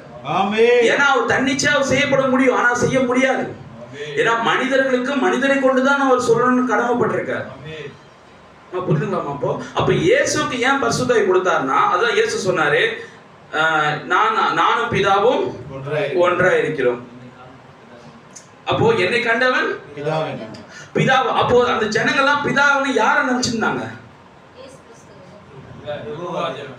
கரெக்ட். இயேசு காலத்துல அந்த பரிசேயர் சதிசேயர்லாம் இருந்தாங்க. எலிசபெத்தம்மா இயேசு காலத்துல பரிசேயர் சதிசேயர்லாம் இருந்தாங்களே, அவங்களாம் கடவுளும் யார நினைச்சிருந்தாங்க?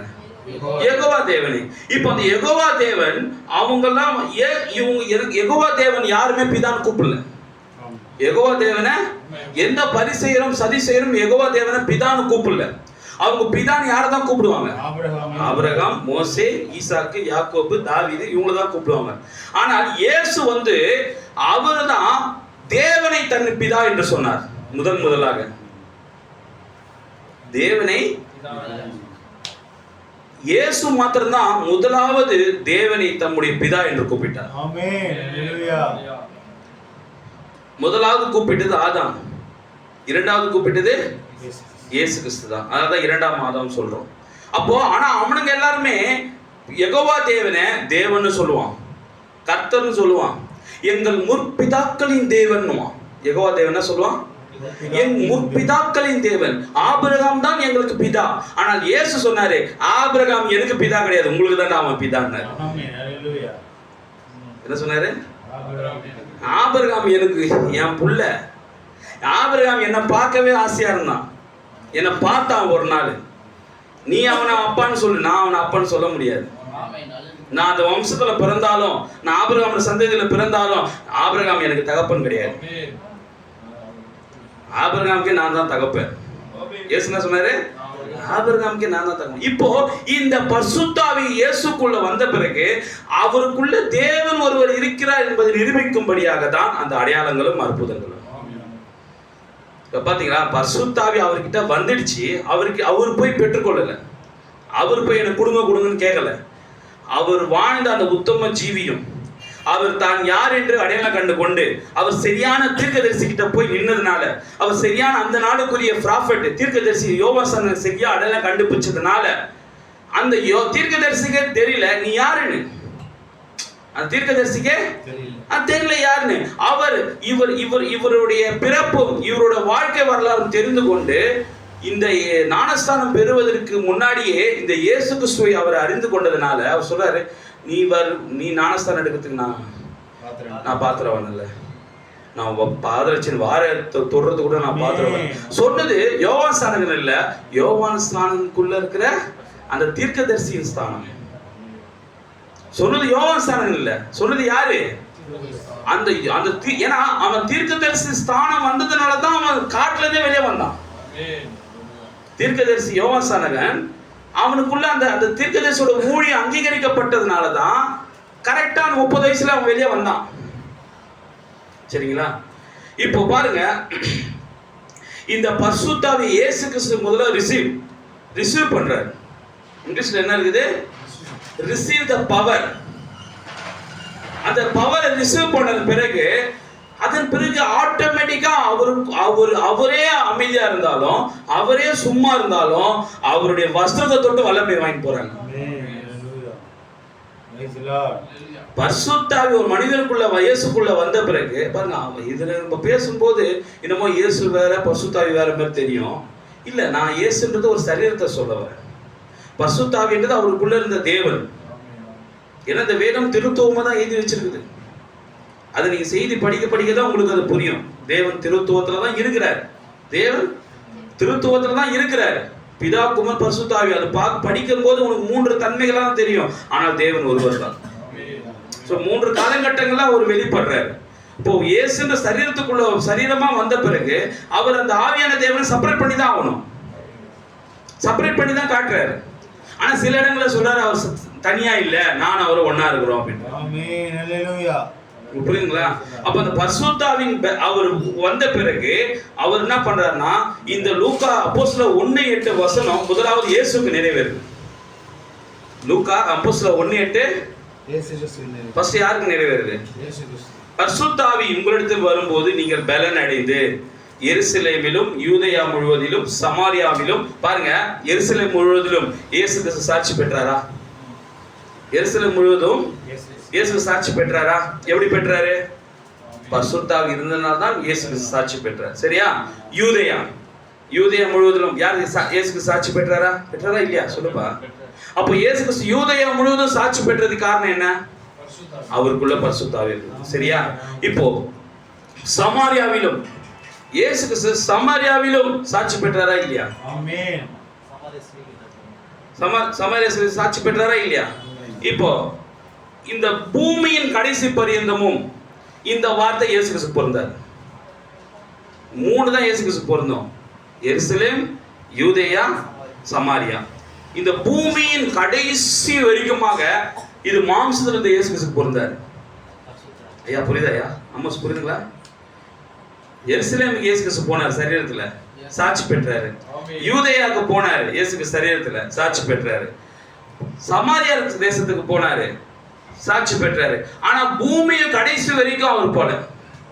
இயேசு கிறிஸ்து பூமியின் கடைசி வரைக்கும் போல. ஆனா என்ன சொல்றேன்னா, பரிசுத்த ஆவியா நான் உங்களிடத்தில் வருவேன், நான் உங்களை திக்கற்றவர்களாக விடேன், உங்களிடத்தில் வருவேன். என்ன சொன்னாரு? யோவான் 14ஆம் அதிகாரம் நினைக்கிறேன்.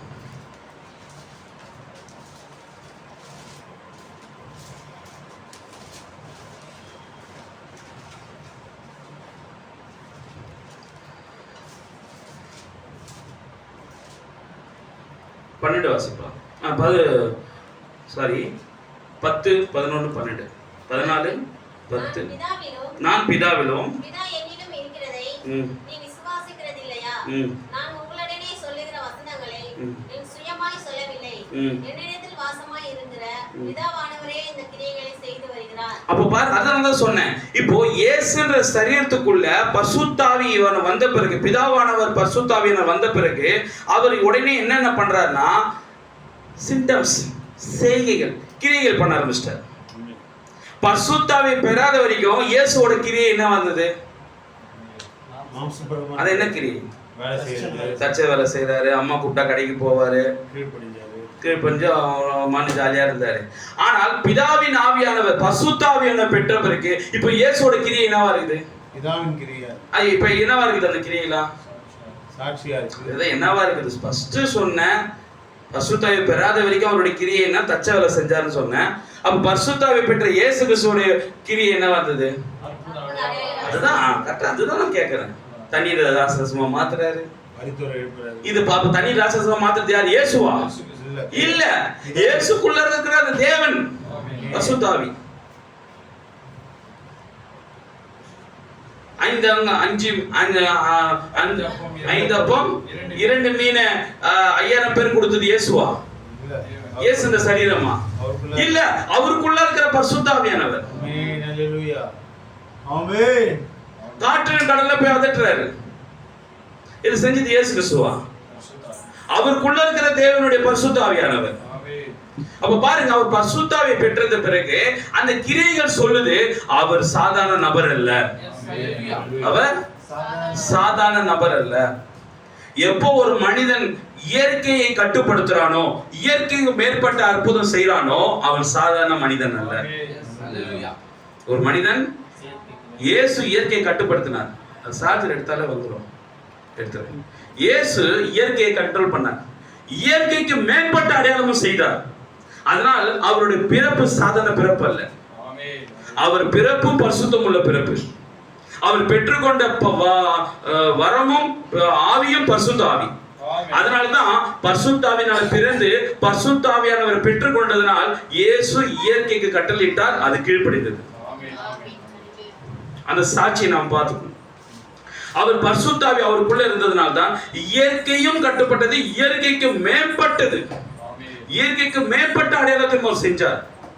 கரெக்டுங்களா? கரெக்டுங்களா இல்லையா? இப்போ அதனால்தான் நீங்களும் நானும் பிறக்கும் போது இயற்கையில பிறந்தோம், இயற்கையா நம்ம பிறந்தோம். ஆனால் இயற்கைக்கு மேம்பட்ட அடையாளத்தை நீ செய்யணும்னா நீ என்ன மறுபடியும் நீ எப்படி பிறக்கணும்னா, இயற்கையா பிறந்தா இயற்கையா ஆளக்கூடிய அளவுக்கு நம்ம கிடையாது. இயற்கையா பிறந்தாலும் இயற்கையை ஆளக்கூடிய அளவுக்கு நம்ம யாரும் தைரியம் கிடையாது. இயற்கையை ஆளக்கூடிய அளவுக்கு நம்ம கிட்ட எதுவுமே கிடையாது. அப்போ இயற்கையை ஆளுவதற்கு இயற்கைக்கு மேற்பட்ட ஒரு பிறப்பாக நாம் இருக்க வேண்டியதா இருக்குது. இயற்கையை ஆளுவதற்கு இயேசு கிறிஸ்து இயற்கையை ஆளுவதற்கு அவர் இயற்கைக்கு மேம்பட்ட ஒரு பிறப்பா இருந்தார். ஆதாம் இயற்கையை ஆளுவதற்கு இயற்கைக்கு மேற்பட்ட ஒரு பிறப்பா இருந்தான். அப்போ நீயும் நானும் இயற்கையை ஆளணும்னா அப்ப நாம் என்னவா இருக்கணும்? இப்ப இயற்கைக்கு மேற்பட்ட பிறப்புனா எப்படிப்பட்ட பிறப்பா இருக்காது? மறுபடியும் பிறப்பு. இதுதான் புரியுதுங்களா?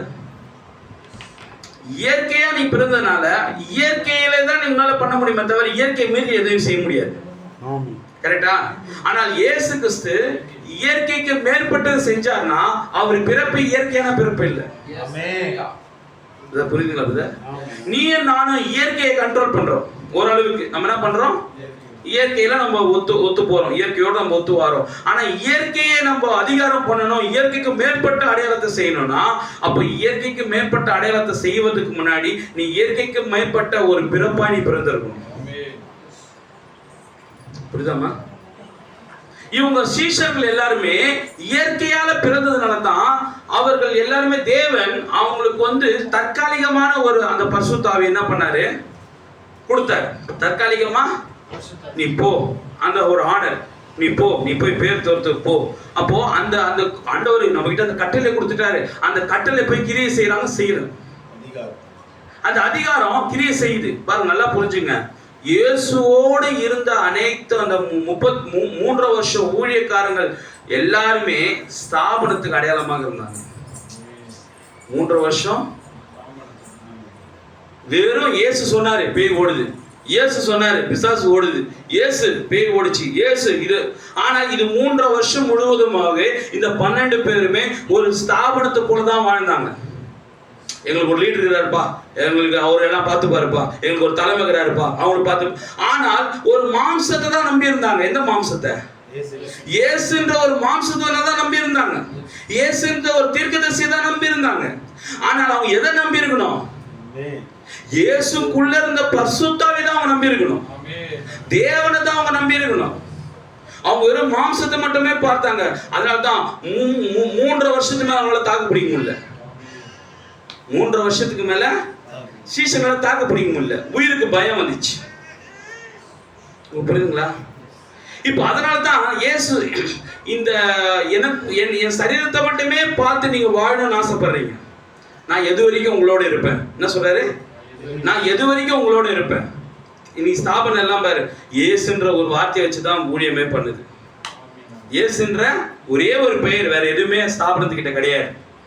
நீங்க ரோமன் கத்தோலிக்கு போங்க, பெந்தகோஸ்தே சபைக்கு போங்க, சிபிஎம்க்கு போங்க, எந்த சபைக்கு வேணாலும் போங்க, இயேசு அற்புதம் செய்கிறார், இயேசு அதை செய்கிறார். ஆனா யாருமே தான் செய்தது எனக்குள்ளது இயேசு கிறிஸ்து செய்கிறார் என்ற ஒரு பிலிவ் யார்கிட்ட இருக்கு? எல்லாத்தையும் செய்தது இயேசு கிறிஸ்து தான்ப்பா. இயேசு சொன்னா பேய் ஓடுதுப்பா, இயேசு சொன்னா பிசாசு. இது தேவனுக்கு இது பிரியம் இல்ல. இது தேவனுக்கே எது வரைக்கும் நான் உங்களோட கூட இருப்பேன்ற அற்ப விசுவாசியை பேதுரு பார்த்து கேட்க, எல்லாத்துக்கும் என்னையும் கூப்பிட்டுங்கிற? எல்லாத்துக்கும் இல்ல ஆண்டவரே, பின்ன உன் பேர் சொன்னதான் போகுது. கரெக்ட் தான். ஆனா நீ என்னன்னு சொல்லி கூப்பிடுறேன்னா, என்கிட்ட எங்க தலைவர் ஒருத்தர் இருக்காரு இயேசு கிறிஸ்து, ஒழுங்கா போயிடு. சரி, என்ன பண்றது? சொன்னோடனே செய்து. ஆனா தேவனுக்கு என்னதமா பிரியம்? தேவனுக்கு என்னதான் பிரியம்? அவர் உனக்குள்ள இருந்து, இயேசு கிறிஸ்து நம்ம கூட நம்மளோட சரீரத்துல இருந்து அவர் போய் நின்று அப்படி கையை வைக்கும் போது பத்துக்கும். விசுவாசத்துல தொடக்கிற ஸ்டார்டிங் ஸ்டேஜ்ல இருக்கிறோம்னா இயேசு கிறிஸ்து நாமத்துல போன்னு சொல்லுவான். ஆனால் விசுவாசத்துல நீ பலப்பட பலப்பட பலப்பட நீ தேவனுடைய குமாரனாகவே மாற மாற மாற the power of attorney, அந்த வல்லமை உனக்குள்ள கொடுக்க கொடுக்க நீ போய் இயேசு கிறிஸ்துன்னு சொல்லவே வேண்டாம், நீ போய் நின்னாலே போதும், பொத்துன்னு வந்துட போய். எப்படி இல்லை? ஏன்னா அதான் சொன்ன ஸ்டார்டிங் ஸ்டேஜ்ல தான் நீ என்ன பண்ற? இயேசு கிறிஸ்து நாமத்தை சொல்லி சொல்லி சொல்லி சொல்லி பேய பிசாசு சுத்தி நிற்கிறேன். நான் சில பேரெல்லாம் என்னோட ஊழியத்தின் அனுபவத்துல சொல்றேன், சும்மா போய் கை வச்சத உயிர்ந்துடுவாங்க. அப்போ காரணம் என்னன்னா, எப்படி இயேசு பரிசுத்தாவின் நிறைவா இருந்ததுனால, தேவனாவே இருந்ததுனால அவருடைய வஸ்திரத்துல வல்லம் இருந்தது. பாத்தீங்களா? எப்படி அவர் தேவனாவே இருந்ததுனால அவர் கையை வச்சு ஜெபம் பண்ணவே இல்லை. பெரும்பாலான ஸ்திரீக்கு கையை வச்சு ஜெபம் பண்ணவே இல்லை. சில பேருக்கு விரல் வசனம் இருக்குது, அவர் விரல்னாலே எப்படிங்க அது? எப்படி அதற்காரு ஓடுது, விரல்னால துரத்துறாரு ஓடுது. அப்ப அதனாலதான் சொல்றாரு, இதை நீங்களும் செய்யணும். இதை என்ன பண்ணணும்? இதுவும் நீங்களே செய்யணும்ன்றாரு. அதனாலதான் அவர் சொன்னாரு பாருங்களேன். 12 வாசிப்பா.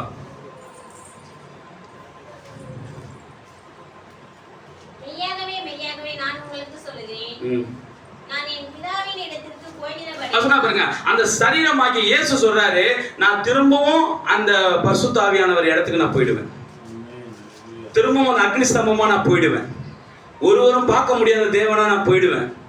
இந்த சரீரம் இன்னும் ஒரு 3 வருஷத்துல, இன்னும் கொஞ்ச நாள்ல இது மறிச்சிடும்.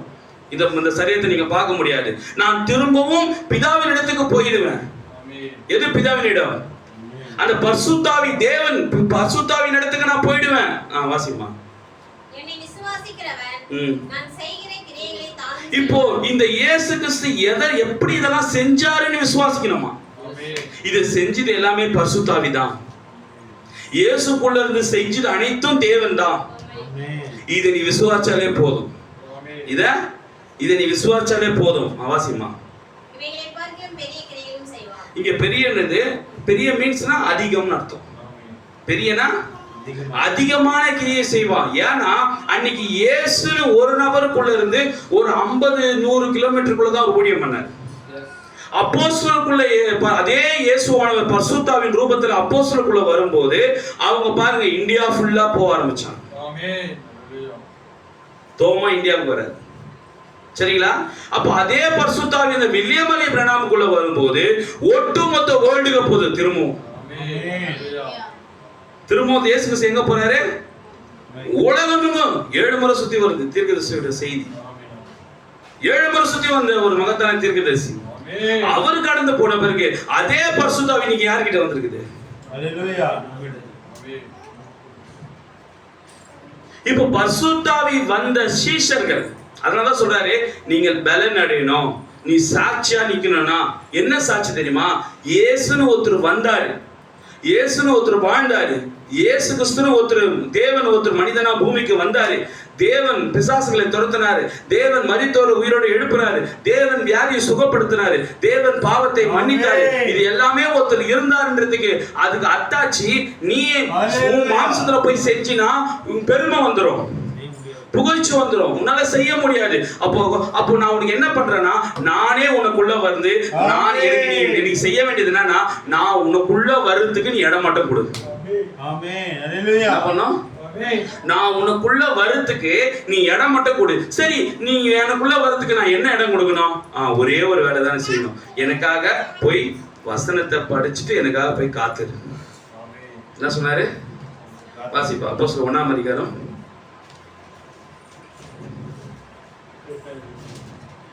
பரிசுத்தாவி எப்படி பெருகும்? 8 வாசிப்பா.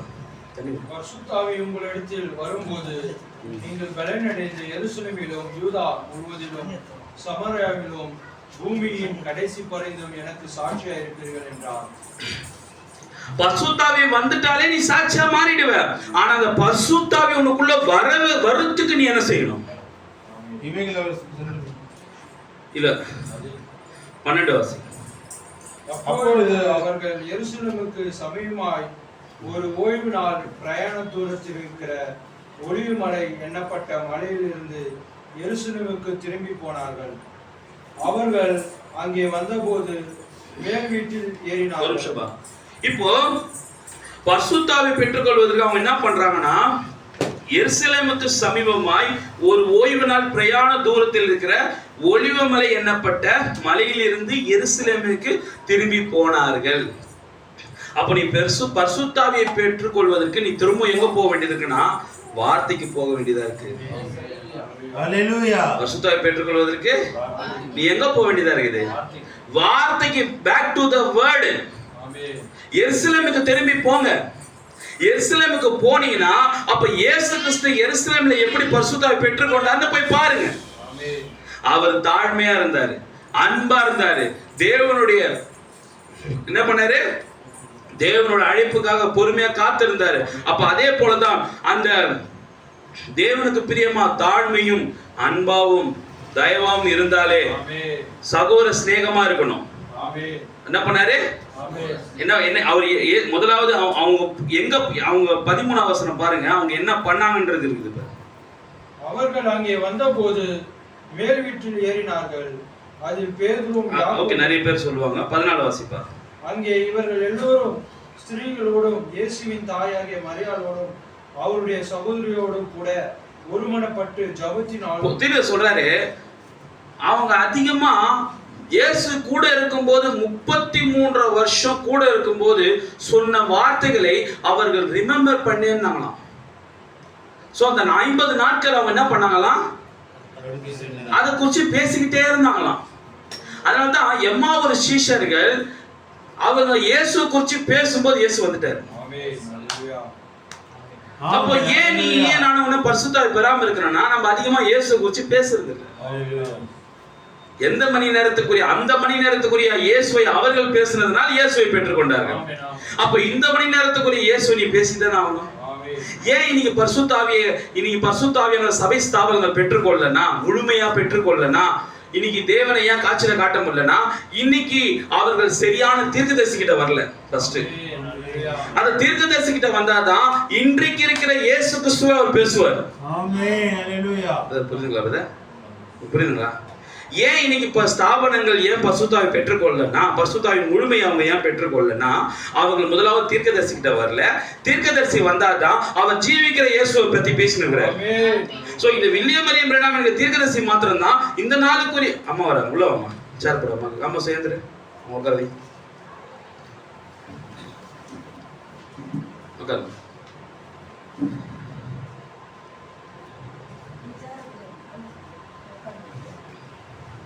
எப்படி இயேசு கிறிஸ்துவானவர் பரிசுத்தாவை பெற்றுக்கொள்வதற்கு அந்த நாளுக்குரிய தீர்க்கதரிசி யோவான் ஸ்நானன் கிட்ட வந்தாரோ, அப்ப இந்த நாளுக்குரிய தீர்க்கதரிசி வில்லியம் மரியம் பிரணாம் கிட்ட வந்தா மாத்திரம் தான் நீ பரிசுத்தாவை பெற்றுக்கொள்ள முடியும். அப்ப நீங்க ஒரு கேள்வி கேட்கலாம், அப்ப அப்போஸ்தலர்கள் எல்லாம் பரிசுத்தாவை பெற்றுக்கொள்ள அவங்க எங்க தீர்க்கதரிசி காலத்துல இருந்தாங்க? அவங்க தீர்க்கதரிசி அவங்க பெற்றுக்கொண்டாங்க. தீர்க்கதரிசி தான் அவங்க காலத்துல இல்லையே. யார் சொன்ன தீர்க்கதரிசி அப்போஸ்தலர் காலத்துல தீர்க்கதரிசி இல்லைன்னு யார் சொன்னது? யார் அது? அப்போஸ்தலர் பெந்தெகோஸ்து நாள்ல பெற்றுக்கொள்ளும் போது தீர்க்கதரிசி இருந்தாரா இல்லையா? யார் அது?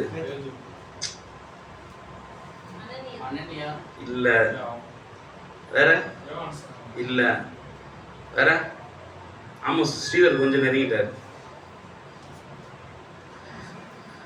அப்போஸ்தலர் பரிசுத்தாவை பெற்றுக்கொள்ளும் போது தீர்க்கதரிசின்றது அவங்களுக்கு தெரியுமா தெரியாதா? யார் அந்த தீர்க்கதரிசி? அப்பா இது வரத்துக்கு இவ்வளவு கஷ்டப்படுத்தாரு. ஏங்க அவங்களுக்கு தான் தீர்க்கதரிசி இயேசு கிறிஸ்து இருக்கிறாருங்க. அதனால தாங்க அவர் சொல்படி கேட்டாங்க, பரிசுத்தாவை பெற்றுக்கொண்டாங்க. புரியுதுங்களா ஆமோஸ்? இந்த அப்போஸ்தலர்களே யார் பேச்சை கேட்டுக்கிட்டு அங்க போய் நின்னாங்க? மேல் வீட்டாரில்ல இயேசுன்ற ஒரு ப்ராஃபட் பேச்சை கேட்டுதான் அங்க போய் நின்னாங்க. அப்ப நீயும் நீ பரிசுத்தாவை பெற்றனா நீ யாரு பேச்சை கேட்கணும்? இன்னைக்குன்னு சொல்ற நீ இயேசுன்ற. அன்னைக்கு அப்போஸ்தலர்கள் 120 பேரு யார் பேச்சை கேட்டதுனால போய் பரிசுத்தாவை பெற்றாங்க? இயேசுன்ற ஒரு தீர்க்கதரிசி பேச்சை கேட்டதுனால தான் அவர்கள் அவருடைய வார்த்தை கேட்டு இவர் தீர்க்கதரிசி காட்டிலும் மேலானவர், அவர் என்னோட ரபி, என்னோட போதகர், என்னோட ஆண்டவர், ஆனாலும் ஒரு தீர்க்கதரிசி அந்த பூமிக்கு வந்தார். அவர் சத்தத்தை கேட்கும் போது கேட்டு அதை கீழ்ப்படிஞ்சு எருசலேமுக்கு போனாங்க. சரியா? அதனால தான் அவர்கள் பரிசுத்தாவை பெற்றுக்கொண்டார்கள். ஃபர்ஸ்ட் கைட்னஸ் யார் பண்ணுது? Prophet Jesus Christ. அவங்களை கைட் பண்ணி இதை செஞ்சினா நீ பரிசுத்தாவை பெற்றுக்கொள்வ. அவங்களுக்கு அவங்க என்ன பார்த்தாங்க? இயேசு கிறிஸ்துவை ஒரு ப்ராஃபட்டா பார்த்தாங்க ஃபர்ஸ்ட். அப்போ ஒரு தீர்க்கதரிசி கைட் பண்றார், நீ பரிசுத்தாவை பெற்றுக்கொள்றதுக்கு என்ன பண்ணணும்? அப்ப அவங்க காலத்துல வாழ்ந்த தீர்க்கதரிசி யாருன்னா இயேசு கிறிஸ்து. அவர் கடந்து போன பிறகு அவர் சொன்ன வார்த்தை அப்படியே இருக்குது. அப்போ நம்முடைய காலத்துல நாம் பரிசுத்தாவை நம்முடைய தீர்க்கதரிசி வில்லியம் மரியம் பிரணாமை பார்த்தது இல்ல. ஆனால் அவர் கடந்து போன பிறகு அவர் சொன்ன வார்த்தைகள் அவர் கடந்து போயிட்டாரு. சரீரமாக்கிய வில்லியம் மரியம் கடந்து போயிட்டாரு. ஆனால் அவர் போன பிறகு அவர் சொன்ன வார்த்தைகள் நம்ம கையில இருக்குது. சரிங்களா? இயேசு கிறிஸ்து சரீரத்துல இருந்தாரு. அவர் சொன்ன வார்த்தை அவர் கடந்து போயிட்டாரு. அவர் கடந்து போனதுக்கு அப்புறம் அவர் சொன்ன வார்த்தைகள் வேதாகமா கையில இருக்குது. சரியா? அப்போ அதே போலதான் தீர்க்கதரிசி நம்ம விட்டு கடந்து போனாலும் அவர் சொன்ன வார்த்தைகள் நம்ம கிட்ட இப்ப இது கைட் பண்ணுது. இது கைட் பண்ணுது பரிசுத்தாவை எப்படி பெற்றுக்கொள்வதுன்னு. தீர்க்கதரிசி பாருங்க, பரிசுத்தாவி என்றால் என்ன, பரிசுத்தாவின் அபிஷேகம், பரிசுத்தாவி எப்படி பெற்றுக்கொள்வது, பரிசுத்தாவின் நடவடிக்கைகள், பரிசுத்தாவி எதற்காக அருளப்பட்டது, அது அடுத்தது பரிசுத்தாவின் அடையாளம் என்ன. பாருங்க எவ்வளவு செய்தி பேசுறாரு. அப்போ பரிசுத்தாவை பெற்றுக்கொள்வதற்கு என்னென்ன வழிமுறைன்னு நம்ம காலத்துல அந்த தீர்க்கதரிசி நம்மளை கைட் பண்றாரு. சரியா? அப்ப அந்த அப்போஸ்தலர்கள் பரிசுத்தாவை பெற்றுக்கொள்வதற்கு முன்னாடி அவர் செஞ்ச காரியம் என்னன்னா 14 வசனம் வாசிப்பா. 14. அங்கே இவர்கள் எல்லோரும் ஸ்திரீகளோடும் இயேசுவின் தாயாகிய மரியாளோடும் அவருடைய சகோதரர்களோடு கூட ஒருமனப்பட்டு, சகோதரர்களோடு கூட ஒருமனம் இருக்கணுமா பரிசுத்தாவை பெற்றுக்கொள்வதற்கு? ஒரு வீட்டுல கூடங்க, ஒரு வீட்டுல கூட ஒரு தாயும் மகனுக்கும், கணவனுக்கும் புருஷ மனைவிக்கும், பிள்ளைகளுக்கும் தாய் தகப்பனுக்கும் அந்த ஒருமனம் இல்லைன்னு வச்சுங்களேன், அந்த வீட்டுல நிம்மதியா இருக்க முடியாது. உங்க வீட்டுல நீங்க இருக்கிறீங்க, ஆமா சொல்லுங்க, 2 பேரும் காலையில நீங்க வேலைக்கு போறீங்க, அவர் ஒரு பக்கம் வேலைக்கு போற, 2 பேரும் பேசாம இருந்தா அந்த வீடு எப்படி இருக்கும் யோசிச்சு பாருங்க. நீங்க பத்து நிப்பீங்க, உங்களை கண்டுக்காமலே ஒரு போவார். ஒரு தாய் பத்துனுக்கிற உடம்பு சரியில்லாம என்னமான்னு ஒரு கேட்க மாட்டான். அவருக்கு உடம்பு சரியில்லைன்னா ஒரு பெத்த தாயா நீ பத்துனுக்குறேன், உடம்பு சரியில்லாம கொட்டிக்கின்னு பெத்த தாய் அப்படியே பார்த்துட்டு போறிய. அப்போ இவங்களுக்குள்ள என்ன இல்லை? முதலாவது அந்த ஒருமனை இல்லை. அப்போ ஒரு வீட்லயே ஒருமனை இல்லைன்னா அந்த குடும்பம் எப்படி இருக்கும்? செதறி போய் கிடக்கும். அப்போ உனக்குள்ள இந்த பரிசுத்தாவி வேணும்னா முதலாவது சகோதரனுக்குள்ள நீ ஒருமனமா இருக்கணும், சகோதரிக்குள்ள ஒருமனமா இருக்கணும் நீ. ஏன்னா அது சகோதரன் அல்ல, தேவனுடைய சரீரத்தின் அவயங்கள். சகோதரி அல்ல, அது தேவனுடைய சரீரத்தின் அவயங்கள். அப்போ நீ அந்த செய்தியை விசுவாசிக்கிற சகோதரனோட நீ ஐக்கியம் கொள்ளும் போது நீ ஒருமனப்படணும். உன் சிந்தை ஒருமனதான் இருக்கணும். நாம் இன்னைக்கு தோத்து போற விஷயம் என்ன தெரியுமா? தேவன் இயேசுக்கு நீ இயேசுவ அமாயவன் சொன்னா கூட அவர் கவலைப்பட மாட்டார். இயேசுவ நீ என்ன வேணா திட்டிட்டு அவர் கவலையே பட மாட்டார், கோச்சுக்க மாட்டார். ஏன்னா அவர் தான் சொன்னாரு, எனக்கு விரோதமா கூட பேசியிருப்பா, ஆனா பசுத்தா விரோதமா பேசாதப்பான்னு. பசுத்தா விரோதமா இது அவர் செஞ்ச அடையாளங்கள், அற்புதங்கள், அவர் பண்ண பிரசங்கத்துக்கு விரோதமா பேசக்கூடாது. ஏய் தச்சனோட புள்ளையே, அவருக்கு அது கோபமே பண்ணல. ஏய் நீ செய்யறது பிசாசோட ஆவிடா, அப்போதான் அவர் கோவப்பட்டார். அவர் வார்த்தைக்கு விரோதமா பண்ணும் போது தான் கோவப்படுவார தவிர, அவர் மாம்சமா நீ கிண்டல் பண்ணா, மாம்சமா வெறுப்பேத்தினா அவர் எதுவுமே பண்ண மாட்டார். சேம் அதே போலதான். ஏய் நீ போடுற ட்ரெஸ் சரியில்லடா, ஸ்ரீதர் நீ உன்னுடைய பேச்சு சரியில்லடா, உன்னோட முடி சரியில்லடானா கூட ஒன்றும் பிரச்சனை இல்லை. ஆனா உன் ஜீவியமோ உன்னுடைய ஆவிக்குரிய வழிநடத்துதல நான் தவறா நான் பேசணும்னு வச்சுக்கேன், அங்கதான் நான் சாபத்தை வாங்கி கட்டிக்கிறேன். நான் எலிசபெத் மாம்சத்தை பார்த்துட்டு ஐயா நீ இப்படி இருக்கிறிய அப்படி இருக்கிறிய அது கூட பிரச்சனை கிடையாது. ஆனா உன் ஜெபம் நான் இப்படி பண்றிய, நீ என்ன இப்படி இருக்கிறிய, அப்போ அவங்க பெற்றுக்கொண்டிருக்கிற அந்த பரிசுத்தாவின் வழிநடத்தல நான் தவறா பேசும்போது அங்கதான் நான் பிரச்சனைக்குள்ள போறேன். அப்ப எனக்குள்ள ஒருமனை இல்ல, நமக்குள்ள ஒருமனை இல்லாதனால தான் நம்ம என்ன பெற்றுக்கொள்ள முடியல. நீயும் பரிசுத்தாவை பெற்றுக்கொள்ள முடியல, நானும் பரிசுத்தாவை பெற்றுக்கொள்ள முடியல. அப்போ நம்ம என்ன பண்ணனா, என் கண்ணுக்கு முன்னாடி நிக்கிறது அது இயேசு கிறிஸ்துன்னு பார்த்தனா நான் அந்த சகோதரனை இழிவா பேச மாட்டேன். என் கண்ணுக்கு முன்னாடி நிக்குது சகோதரி கலைவாணியா, நான் கலைவாணியா பார்க்காம அது இயேசு கிறிஸ்துவோடைய அது ரத்தம் நான் பார்த்தேன்னு வச்சுக்கேன், அதை நான் ரொம்ப பயபக்தியான மரியாதை கொடுப்பேன். ஒரு சிஎம், ஒரு பிஎம், ஒரு அதிகாரிகள் கொடுக்க வேண்டிய மரியாதை கூட இன்னைக்கு சகோதர சகோதரிகள் நம்ம கொடுக்கறது இல்லையே. கரெக்டுங்களா? ஒரு அதிகாரி சாதாரணமா இருந்தாரு, இன்னைக்கு ஒரு முதலமைச்சரா இருக்காரு, அவரு எந்த போலீஸ்காரும் அசால்ட்டா நின்று இருந்தாங்க. ஆனா இப்ப சிஎம் ஆயிட்டாரு, எல்லாரும் சைட் அடிக்கிறாங்க. அப்படி போய் எல்லாரும் சைட் அடிக்கிறாங்க. காரணம் என்ன? சோ அதேதான் அந்த பதவி என்பது அது பரிசுத்தாவியை பெறாத வரைக்கும் நீ ஒரு சகோதரி இழிவா பேசலாம், ஒரு சகோதரி தரைக்குறைவா பேசலாம். எப்போ அவ பரிசுத்தாவை பெற்றுக்கொள்றாளோ, எப்போ அவ இந்த நாளுக்குரிய சத்தியத்தை அவ விசுவாசிக்கும் போதே நீ அவளை குறிச்சு இழிவா பேசும்போது அங்கேயே நம்ம தொலைக்குள்ளாக போகும். சிஎம் வரும்போது நீ செலக்ட் பண்ணலன்னா என்ன பண்ணுவார் அவர்? உங்களுக்கு ஒரு விஷயம் தெரியுமா?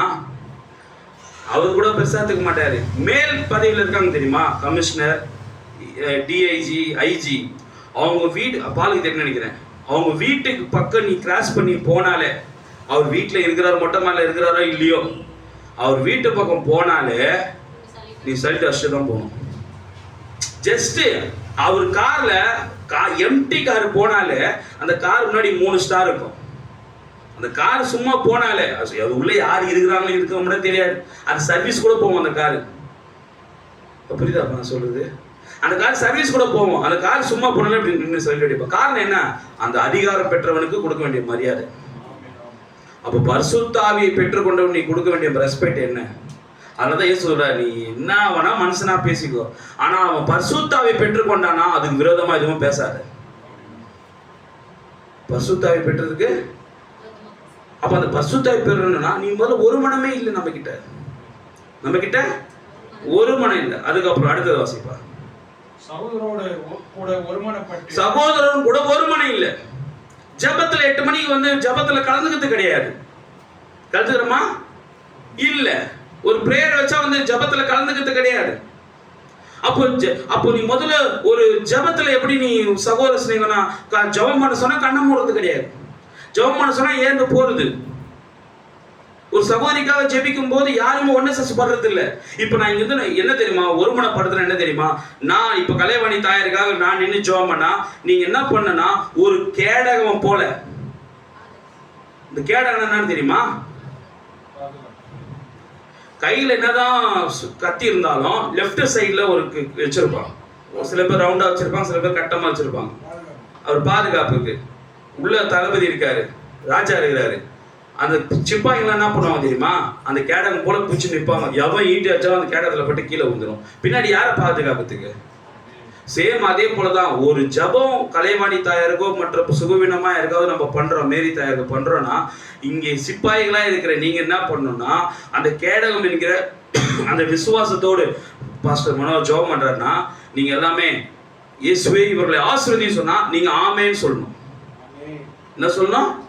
இயேசுவே உங்களுக்கு தேவனே உங்களுக்கு உள்ள எல்லா பிசாசும் எடுத்து போடுன்னு சொல்லும்போது, எடுத்து போடுன்னு சொல்லும்போது அதுக்கு நீ ஆமேன்னு சொல்லிட்டீங்கன்னா அந்த எடுத்து போட்டது நீ ஒரு பங்காயிட்ட, நீயே எடுத்து போறதாயிட்ட. அப்ப நீ என்ன பண்ற? சகோதரி கலைவாணி தாயாருக்குள்ள இருக்கிற அந்த பிசாசை எடுத்து போடுன்னு சொல்லும்போது நீ கண்ணத்தை வந்து பார்த்தீங்கன்னா அப்ப எடுத்து போடுறது உங்ககிட்ட வந்துடும். புரியுதா? அப்ப நீ கேடகமா அந்த ஜபத்துல கண்ணை மூடி நிக்கலன்னா, நான் கண்ணை திறந்து பார்ப்பேன்னா அந்த கேடகத்தை நீ எத்திட்டீங்கன்னா அந்த அம்பு யாருக்கு வரும்? புரியுதா?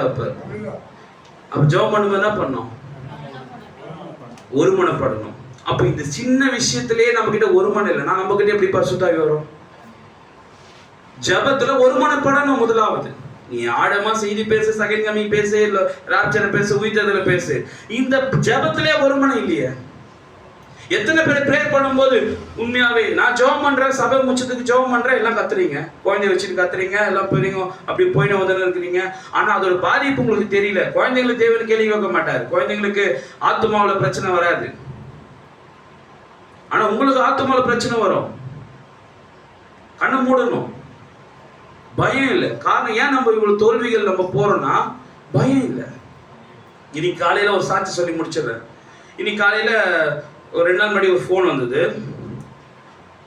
சகோதரி மோனிகாவுடைய தங்கச்சி, ஒரு வருஷம் முன்னாடி அவங்களுக்கு போய் ஜாப் பண்ணிட்டு வந்தேன். அவங்க பேர் ஜெயஸ்ரீ.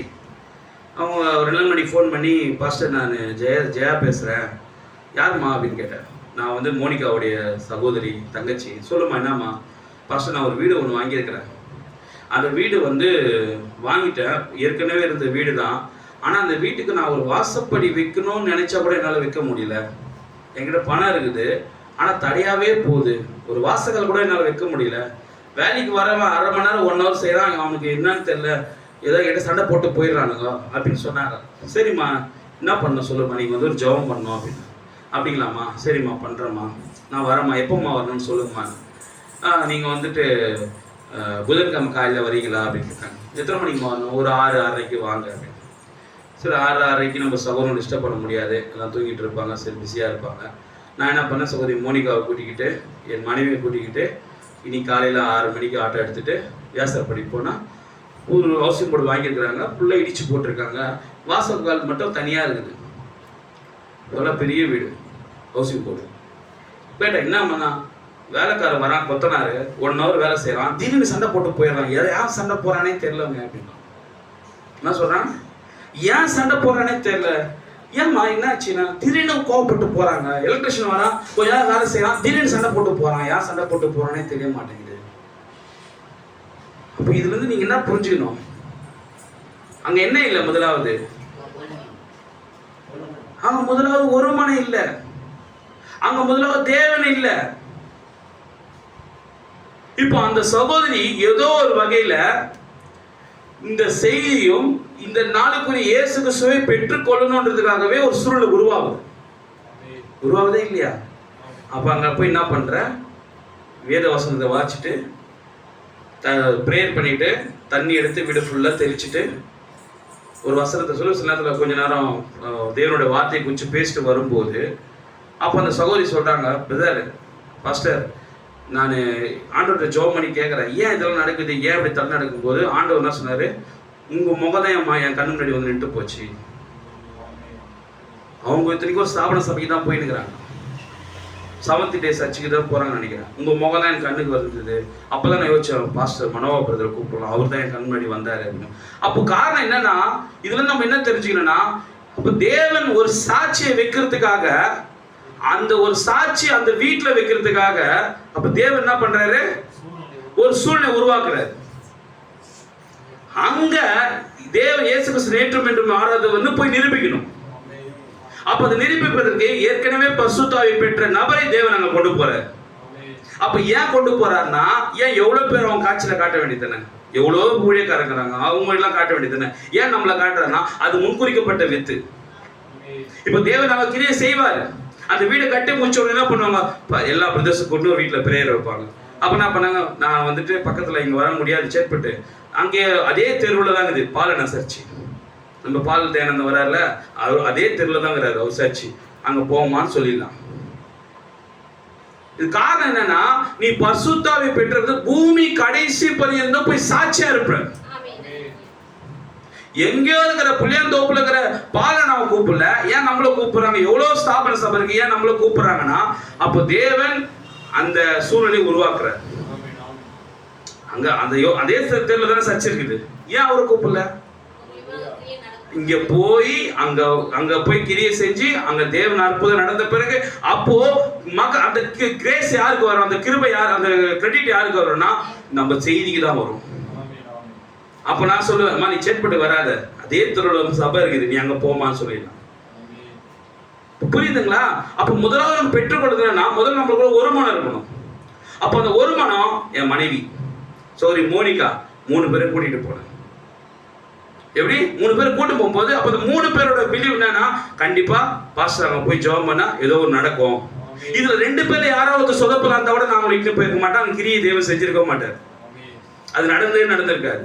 அப்ப நம்ம கூட போகும்போது சகோதரர்கள் பால் பதில் ஜெபம் பண்ணா கர்த்தர் செய்வார்னு பிலீவ் இருக்கணும். ரெபேக்கா ஜெபம் பண்றாங்க, கண்டிப்பா ரெபேக்கா ஜெபத்தை தேவன் கேட்பாருன்னு அந்த பிலீவ் இருந்தாதான் நீ அவங்க கூட போன, இல்லைன்னா நீ போவாது, நின்று. தப்பு கிடையாது. இல்ல பிரதர் நீங்க போயிட்டு வாங்க, நான் வரல, தப்பு கிடையாது. ஸ்ரீதர் பிரதர் ஊழியத்துக்கு போறாரா, ஸ்ரீதர் என்ன கூப்பிடுறாரா, ஸ்ரீதர் மேல நம்பிக்கை இல்லைன்னா போத்தாவல. புரியுதுங்க சிஸ்டர்? ஏன்னா போய் அவர் போற ஊழியமும் வேஸ்ட், நான் போன டைமும் வேஸ்ட். எனக்கு அவர் மேல நம்பிக்கை இல்லை, எனக்கு ஸ்ரீதர் மேல நம்பிக்கை இல்லை, எனக்கு ஜேம்ஸ் மேல நம்பிக்கை இல்லை, எனக்கு ஆமோஸ் மேல நம்பிக்கை இல்லைன்னா, அவருடைய ஜபம் எனக்கு சாட்டிஸ்ஃபேக்ட் இல்லைன்னா, திருப்தி இல்லைன்னா போகாம இருக்கிறது நல்லது. அந்த விஷயத்தை நான் ஏன் எடுத்து போடணும்? அப்போ நான் முதலாவது வினோதனை நம்பணும். வினோதனை ஜெபிச்சா, நீங்க ஜெபம் பண்ணுங்க சிஸ்டர், நான் கண்ணை மூடி உங்க ஜெபத்தை நான் தாங்குறேன். ஆமென். சும்மா இதெல்லாம் சொல்லுங்க, நல்லவர் வல்லவர், ஆமென் ஆமென் ஆமென் சொல்லும்போது சொல்ல சொல்ல சொல்ல சொல்ல அந்த ஒரு மனம் இருக்கிறதுனால தான் தேவன் நமக்கு இறங்குவார்.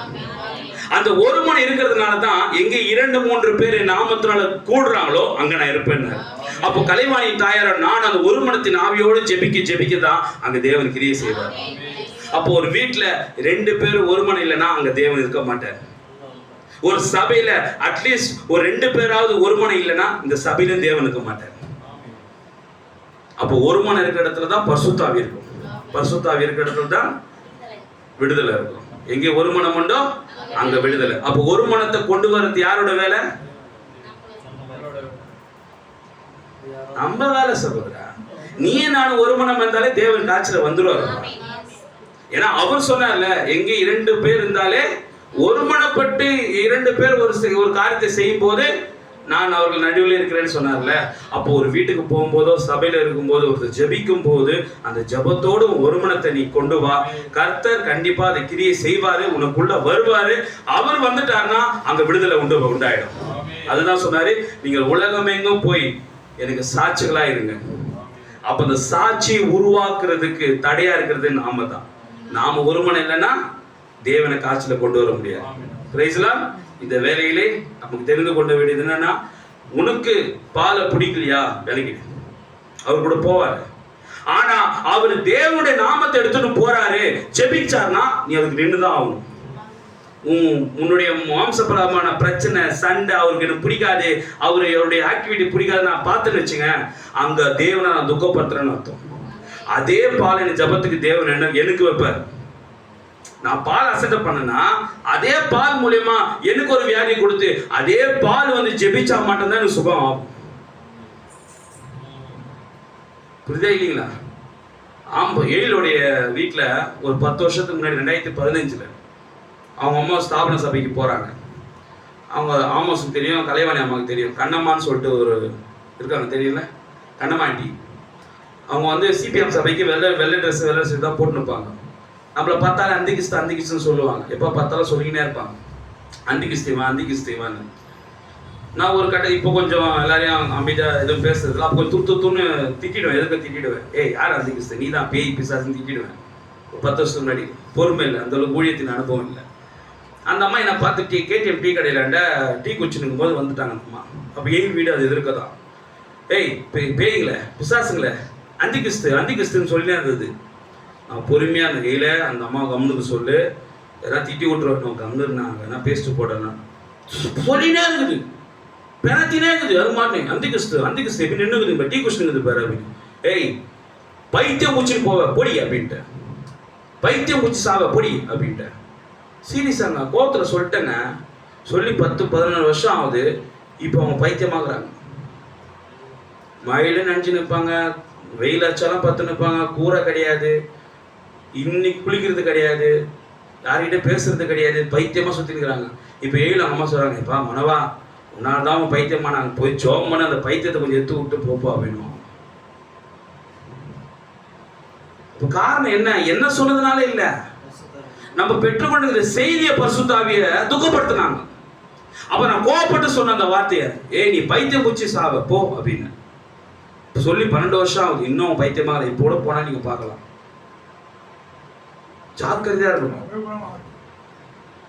எப்படி? அதுக்குதான் வார்த்தையை விடக்கூடாது. அதுக்குதான்ப்பா சொல்றேன். யாரையே நம்ம வந்து இப்ப நீங்க தெரிஞ்சிச்சுல, இப்ப உங்களுக்கு தெரிஞ்சிச்சுல, இனிமே என்ன பண்ணணும், நம்மளை காப்பாத்திக்கணும். நம்ம யூதாஸுக்கு வந்து பரிதாபப்படக்கூடாது. அப்போ அந்த நபர்களை தேவன் ஏன் வச்சிருக்கிறார்னா, நீ ஜாக்கிரதையாயிரு. நீ எனக்கு மட்டும் இல்லை, இங்க இருக்கிற ஒவ்வொருத்தருக்கு விரோதமா பேசாத, இங்க இருக்கிற வினோதினிக்கு விரோதமா கூட பேசாத. அவ கோவத்துல ஏதாவது ஒரு வார்த்தை சொல்லிட்டான்னு வச்சுக்க, அது போய் நடந்துரும். எப்போ நீ பரிசுத்தாவி பெற்ற ஒரு நபரை நீ துக்கப்படுத்துறியோ அது அப்படியே நடந்துரும். புரிதுங்களா இல்லையா? அப்போ நம்ம ஒரு மனத்தோடு இருந்து நம்ம பேசுற ஒவ்வொரு வார்த்தைக்கும் ஆண்டவர் வல்லமை கொடுத்திருக்காரு. ரொம்ப ஜாக்கிரதையா எங்க பயன்படுத்தணுமோ அவங்க பயன்படுத்தினா நம்ம தேவனுக்கு சாட்சியா இருப்போம். சரிங்களா இல்லைங்களா? இப்ப புரியுதாப்பா? யாருக்கு விரோதமா யாரும் பேசாதீங்க, மாம்சமா விமர்சனம் பண்ணு. ஆனா அவனுடைய பெற்றுக்கொண்டிருக்கிற பரிசுத்தாவி விரோதமா பேசவே பேசாத. நாளைக்கு அவன் தான் உனக்காக வந்து கடைசியா ஜெபம் பண்ற மாதிரி ஆயிடும். சரிங்களா? கர்த்தர் தாமே உங்களை ஆசீர்வதிப்பார். மீதான நேரத்தை நம்முடைய சகோதரத்துக்கு கொடுப்போம்.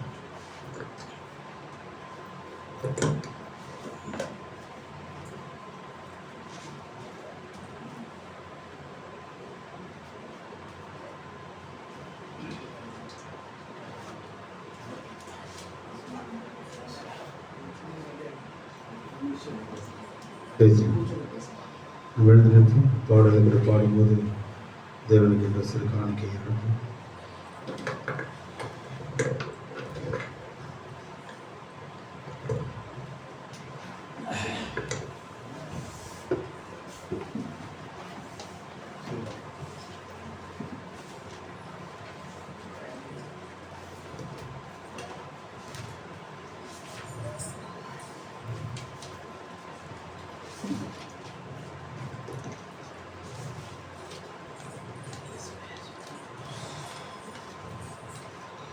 போற்றி துதிப்போம் நம் தேவனை புதிய இதயமுடனே. போற்றி துதிப்போம் நம் தேவனை புதிய இதயமுடனே. நேற்றும் இன்றும் என்றும் மாறாத இயேசுவை நான் என்று பாடி துதிப்போம்.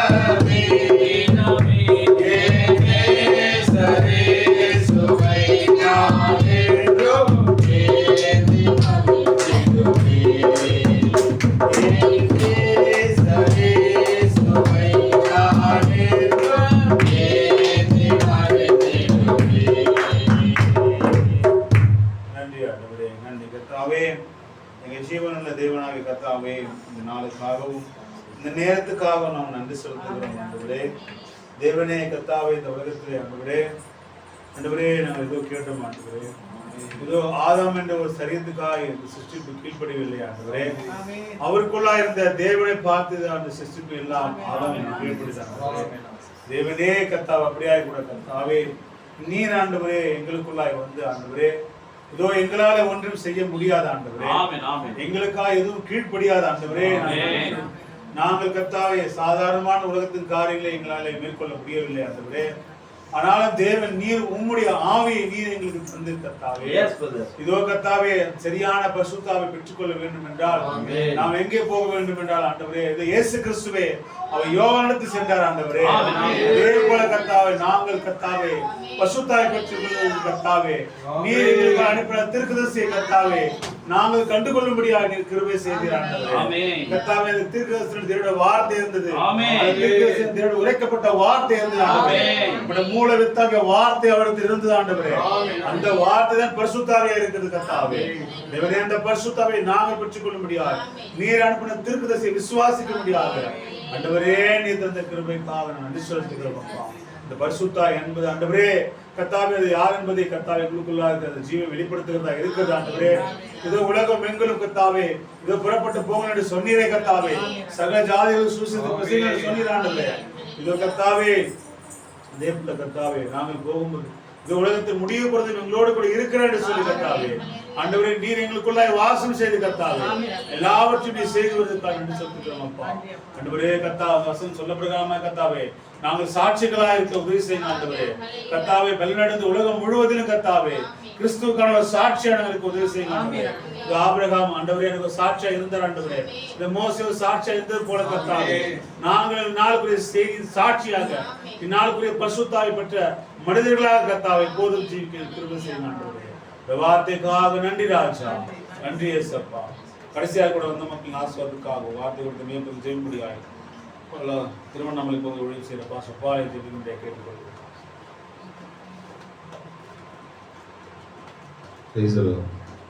ஸ்தோத்திரம் ஆண்டவரே, ஸ்தோத்திரம் தகப்பனே. தேவரீர் இதோ ஆண்டவரே இந்த மாலை வேலைக்காக நன்றி செலுத்துகிறோம்.